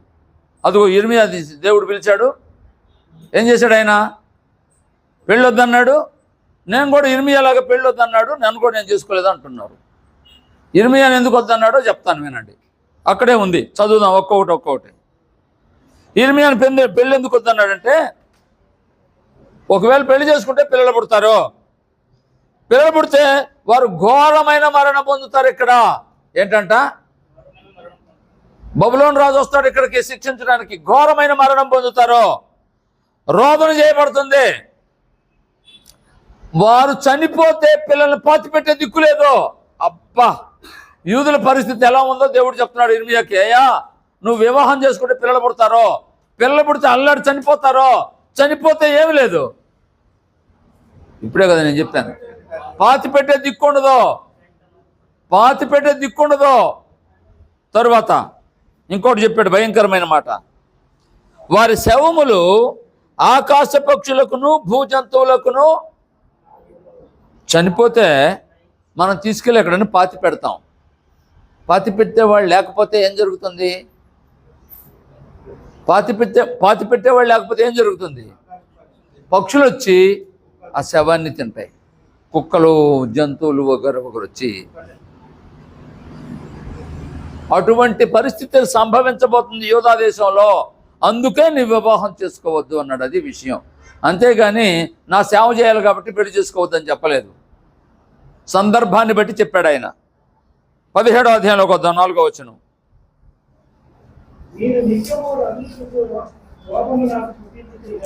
నిత్యము రగులుచుండు కోపము నాకు పుట్టించిదిరు గనుక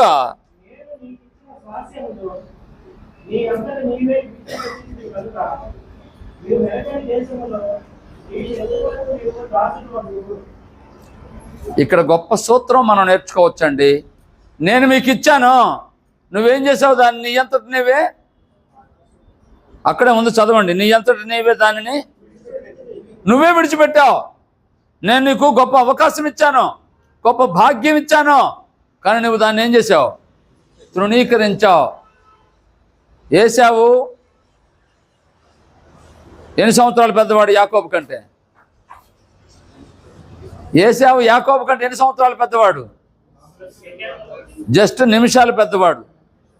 అయినా పెద్దవాడు కాబట్టి జ్యేష్ఠ భాగం పొంది అర్హత సంపాదించుకున్నాడు. కానీ ఏం చేశాడు?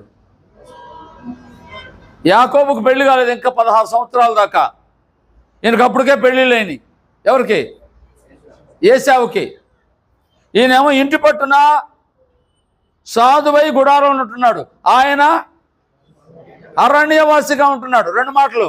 ఈయనేమో ఇంటి పట్టున సాధువై గుడారంలో ఉంటున్నాడు, ఏశావు అరణ్యవాసిగా ఉంటున్నాడు. ఈయనేమో అబ్రహాము దగ్గర 15 సంవత్సరాలు తరబీదు పొందుతున్నాడు, ఆ తాత దగ్గర ముసలాడు దగ్గర వినేది ఏంటంటే ఆయన బయట తిరుగుతున్నాడు. అయిపోయింది. యాకోబు ఇంటి దగ్గర భోజనం వండుతున్నాడు, ఏశావు వచ్చాడు. రోజు అట్లా తిరిగి వస్తే నేను వండి పెట్టాలని నీకు కుదరదు అన్నాడు. ఒరే చస్తాను రా ఒక పూట లేకపోతానన్నాడు. అయితే నీ జ్యేష్ఠ భాగం ఇస్తావా అన్నాడు. ఇస్తానన్నాడు. చచ్చేవాడికి జ్యేష్ఠ భాగం ఎందుకురా అన్నాడు. ఏంటంట, ఒక పూట భోజనంలో చచ్చిపోతారండి ఎవరైనా. అతను అనుకున్నాడు, వయసు వచ్చింది అనుభవించాలనుకున్నాడు. వయసు వచ్చింది, పెళ్ళిళ్ళు చేసుకున్నాడు. వాళ్ళ అమ్మానని చెప్పినట్టు కాకుండా అతను ఇష్టం వచ్చినట్టు పెళ్లి చేసుకున్నాడు. పెళ్ళి కాదు, పెళ్ళిళ్ళు. యాకోబు ఇంకా అదే రోజు పుట్టారు ఇద్దరు. ఈయన ఇంకా పెళ్లి చేసుకోవాలా. అక్కడికి పోయి 7 ఏళ్ళు ఆగాడు. ఆగాడా లేదా? ఆ తర్వాత వాళ్ళ మాంగారు మోసం చేస్తే ఇంకొక 7 ఏళ్ళు ఆగాడు. ఆయన కావాలనుకున్న అమ్మాయి కోసం 14 ఏళ్ళు ఆగాడు. ఎవరి కోసం? ఆయన కావాలనుకున్న అమ్మాయి కోసం. ఇప్పుడు ఇంతకీ ఏం జరిగింది? యాకోబుకి ఏశావుకి తేడా ఏంటి? ఒక్క పూట కూటి కొరకు దేనికోసం? ఒక పూట కూటి కోసం అమ్మి వేసుకున్నాడు. తర్వాత వెతికాడు, ఏడ్చాడు. వచ్చిందా? అవకాశాన్ని ఇస్తే పోగొట్టుకోకూడదు, అవకాశాన్ని జార విడుచుకోకూడదు. జార విడుచుకున్నాడు ఏశావు, సంపాదించుకున్నాడు యాకోబు. ఇద్దరు ఒకరోజు పుట్టిన వాళ్ళే, ఒక తల్లికి పుట్టిన వారే. ఏశావు పోగొట్టుకున్నాడు, హక్కుదారుడు అతను పోగొట్టుకున్నాడు. హక్కు లేనివాడు ఇతను దానికోసం సంపాదించుకోవడానికి ఎదురు చూశాడు, సంపాదించుకున్నాడు. నువ్వు ఎప్పుడైనా సంపాదించుకున్నావా, పోగొట్టుకున్నావా? దేవుడు వాళ్ళకు దొరికాడు, ఎంత సంతోషించాలి. దేవుడిని వారు విడిచిపెట్టారు, బొమ్మలకు వెళ్ళారు. అది రైట్. 18వ అధ్యాయం మీకు తెలుసుగా, కుమ్మరు అని కొండ. మీరు ఎవరైనా కొండలు చేసేవాళ్ళని చూసారా? పర్వాలేదు. మట్టిని తీసుకొని పిసికి దాన్ని అంటే అప్పటికప్పుడు చేయరండి, నానాలు వగర దాన్ని ఇలా తిప్పుతూ ఉంటే పట్టుకొని, అంటే ఏ ఆకారం కావాలంటే ఆ ఆకారం వస్తుంది. అది ఒక్కోసారి అది విడిపోతుంది. విడిపోతే మళ్ళీ ఏం చేస్తారు? తీసుకొని తనకు కావలసినటువంటి ఆకారాన్ని రూపిస్తాడు కుమ్మరివాడు. అలాగే నేను మిమ్మల్ని ఏ విధంగా తయారు చేయాలనుకుంటే ఆ విధంగా తయారు చేసే శక్తి నా దగ్గర ఉంది. కానీ మీరు నా చేతుల్లో నిలవడం లేదు. నేను ఏమైనా చేయగలను, నాకు శక్తి ఉంది అని చెప్తున్నాడు 18వ అధ్యాయంలో. తరువాత అధ్యాయంలో ఏం చెప్తున్నాడు చూడండి. 19వ అధ్యాయం 10వ వచనం. ఈ మాటలు చెప్పిన తర్వాత నీతో పాటు వచ్చిన మనుషులు చూస్తుండగా నీవు ఆ పూజలు తగలబెట్టి వారి కూడా అలా కనబడేది. వారితో ఇలా కనబడేది.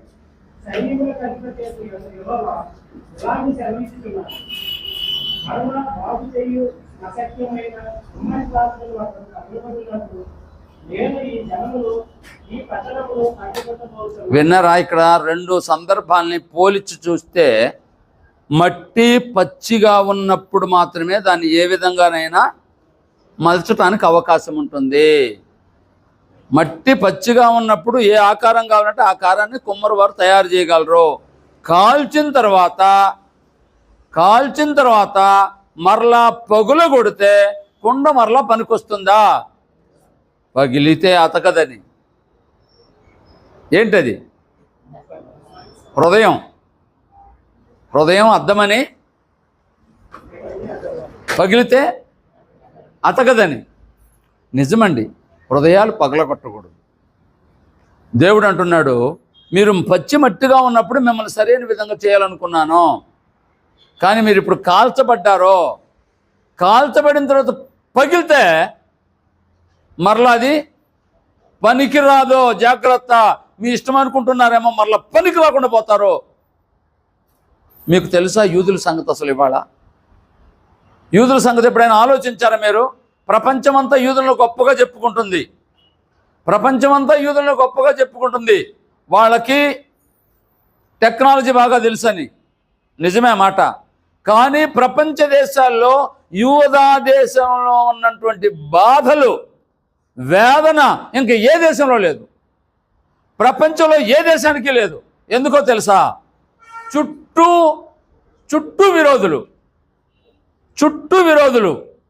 మరలా చెప్తాను ఈ మాటలు. యూదులు బబులోను రాజు చేత చావు దెబ్బలు తిన్నారు. క్రీస్తుకు పూర్వం 600 సంవత్సరాల నాడు దేవుడు దయ చూపించి తిరిగి రప్పించి మందిరం కట్టించి ఆరాధన చేసే అవకాశం ఏర్పాటు చేశాడు. తన కుమారుని పంపించి వాళ్ళు వ్యతిరేకించారు, తిరస్కరించారు యేసుప్రభుని. అందుకని యెరూషలేము పట్టణాన్ని టైటస్ అనేవాడు వచ్చి క్రీస్తు 70లో సర్వనాశనం చేశాడు. ఎంత అంటే యేసుప్రభు మాటల్లో చెప్పాలంటే, భూమి పుట్టింది మొదలుకున్నటువంటి బాధ ఎప్పుడు రాలేదో రాబోయే రోజుల్లో రాదు అన్నాడు. అంటే టైటస్ కాలంలో యూదులు క్రీస్తు 70లో ప్రపంచంలో ఏ జాతి ప్రజలు అంత బాధను అనుభవించలేదు. స్త్రీలు, పిల్లలు, గర్భవతులు, పాలిచ్చే తల్లులు, వృద్ధులను చూడలేదంట. రంపాలతో కోయించాడట. యెరూషలేములో ఒక మ్యూజియం ఉంది. ఆ టైటస్ చేసినటువంటి చిత్రహింసలన్నింటినీ ఆ మ్యూజియంలో పెట్టి చూపిస్తారు. మేము ఇంత చిత్రహింసలు అనుభవించామో, మేము ఎందుకు పగ తీర్చుకోకూడదు అంటారు ఇప్పటికి కూడా వాళ్ళు అక్కడికి వెళ్తే. తర్వాత హిట్లర్ తెలుసు కదా మీకు.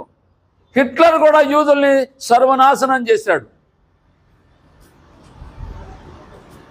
ఆ ఉగ్రత ఇంకా అక్కడ ఉంది, దేవుని ఉగ్రత. ఇప్పుడు కూడా ప్రపంచ దేశాలన్నీ ఒకటి, యూదా దేశం మాత్రమే ఒకటి. మద్దతు పైకి మాత్రం వాళ్ళకి వ్యతిరేకంగా ఉన్నా, పైకి మాత్రం వ్యతిరేకత చూపిస్తారు. కానీ అంటే ఇన్నర్గా వాళ్ళకి సపోర్ట్ చేస్తారు. అమెరికా వాళ్ళు, బ్రిటన్ వాళ్ళు కానీ బయటకు మాత్రం చెప్పరు. నేను ఎందుకు మాట్లాడుతున్నట్టే, ఇప్పటికి కూడా ప్రతి వాడు సైనికుడిగా ఉండాలి కొద్ది రోజులు. యూదా దేశంలో ప్రతి వారు ఎప్పుడేం జరుగుతుందో భయంగా బ్రతకాలి. మనకు అటువంటి భయం ఉందా? మనం ఎంత స్వేచ్ఛాజీవులం. మనకు లేనటువంటి అవకాశాన్ని వాళ్ళకి ఇచ్చాడు దేవుడు ఒకప్పుడు. దాన్ని వాళ్ళు విసర్జించారు. విసర్జిస్తే ఇప్పుడు దేవుడు మనకి అవకాశం ఇచ్చాడు. ఇప్పుడు ఇచ్చాడు మనకి. వారు దాన్ని తృణీకరించినందువల్ల మనకు దొరికింది. మరలా చెప్తున్నాను ఈ మాట. కుండ కాల్చిన తర్వాత ఏం చేయదు? పగలగొడితే పనికిరాదు. అలాగ తయారైపోయారు వాళ్ళు. రైట్. 19వ అధ్యాయం అయిపోయింది. 20వ అధ్యాయం. ఈ మాటలు చెప్పినందుకు ఇర్మియాను కొట్టి బొండలో వేయించారు. 2వ వచనం చదివితే, ప్రవక్త యిర్మీయాను కొట్టి మందిరముందున్న బెన్యమీను మీది గుమ్మమునతో బొండలో అతన్ని వేయించెను. అబ్బా, కొట్టారంట, బొండలో వేసి బిగించి అక్కడ పెట్టేశారంట. 22వ అధ్యాయం 11వ వచనం.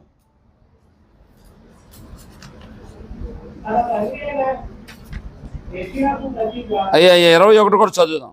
21:1.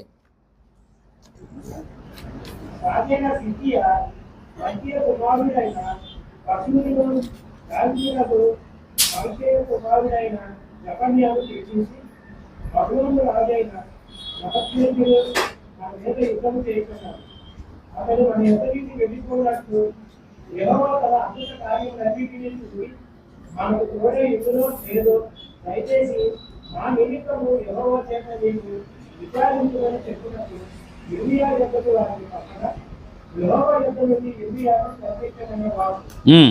యిర్మీయా వారితో ఇట్లనెను, నీవు సిద్కియాపై ఈ మాట చెప్పు. ఇశ్రాయేలు దేవుడైన యెహోవా నాకు సెలవిచ్చుచున్నాడు, బబులోను రాజు మీదను మిమ్మల్ని పుట్టనిపై కల్దీయుల మీదను మీరు ఉపయోగించుకున్న యుద్ధాయుధములను పాషాణముల బయట నుండి తీసుకొని ఈ పట్టణంలో వాటిని చోటు చేయించారు.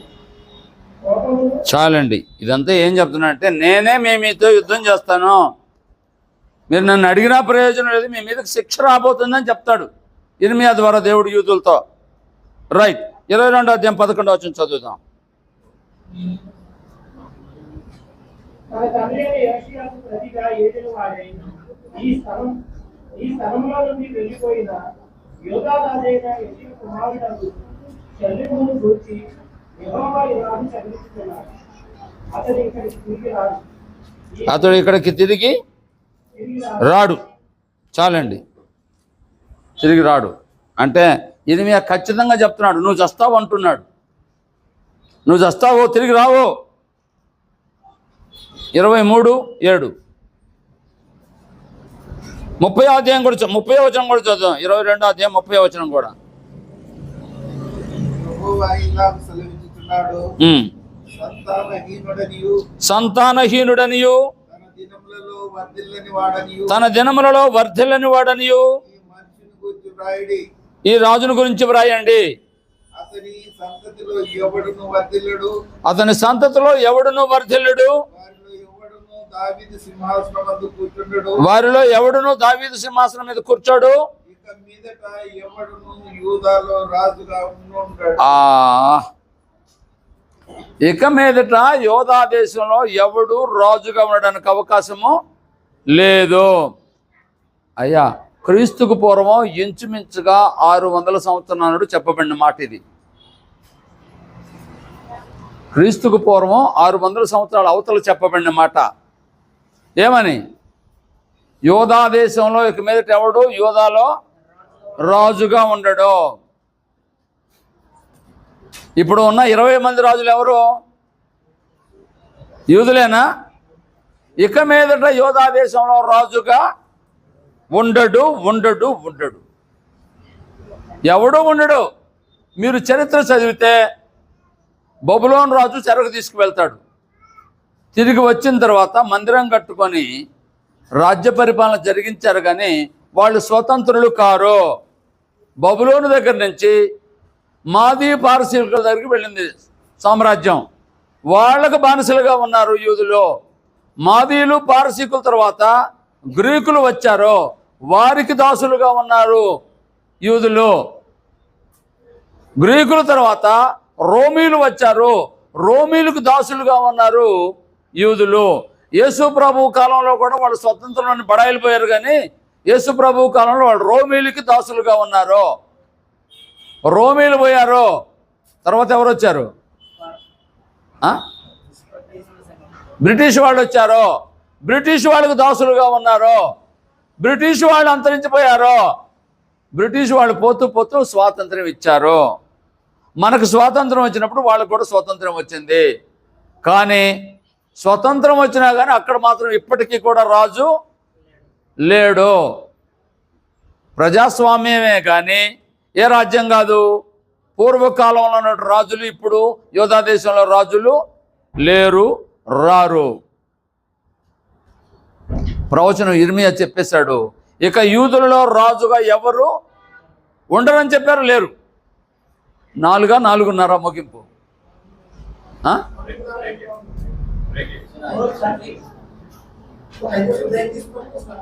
4 దాటిపోయింది కాబట్టి ఒక 5 నిమిషాలు మంచినీళ్ళు తాగండి.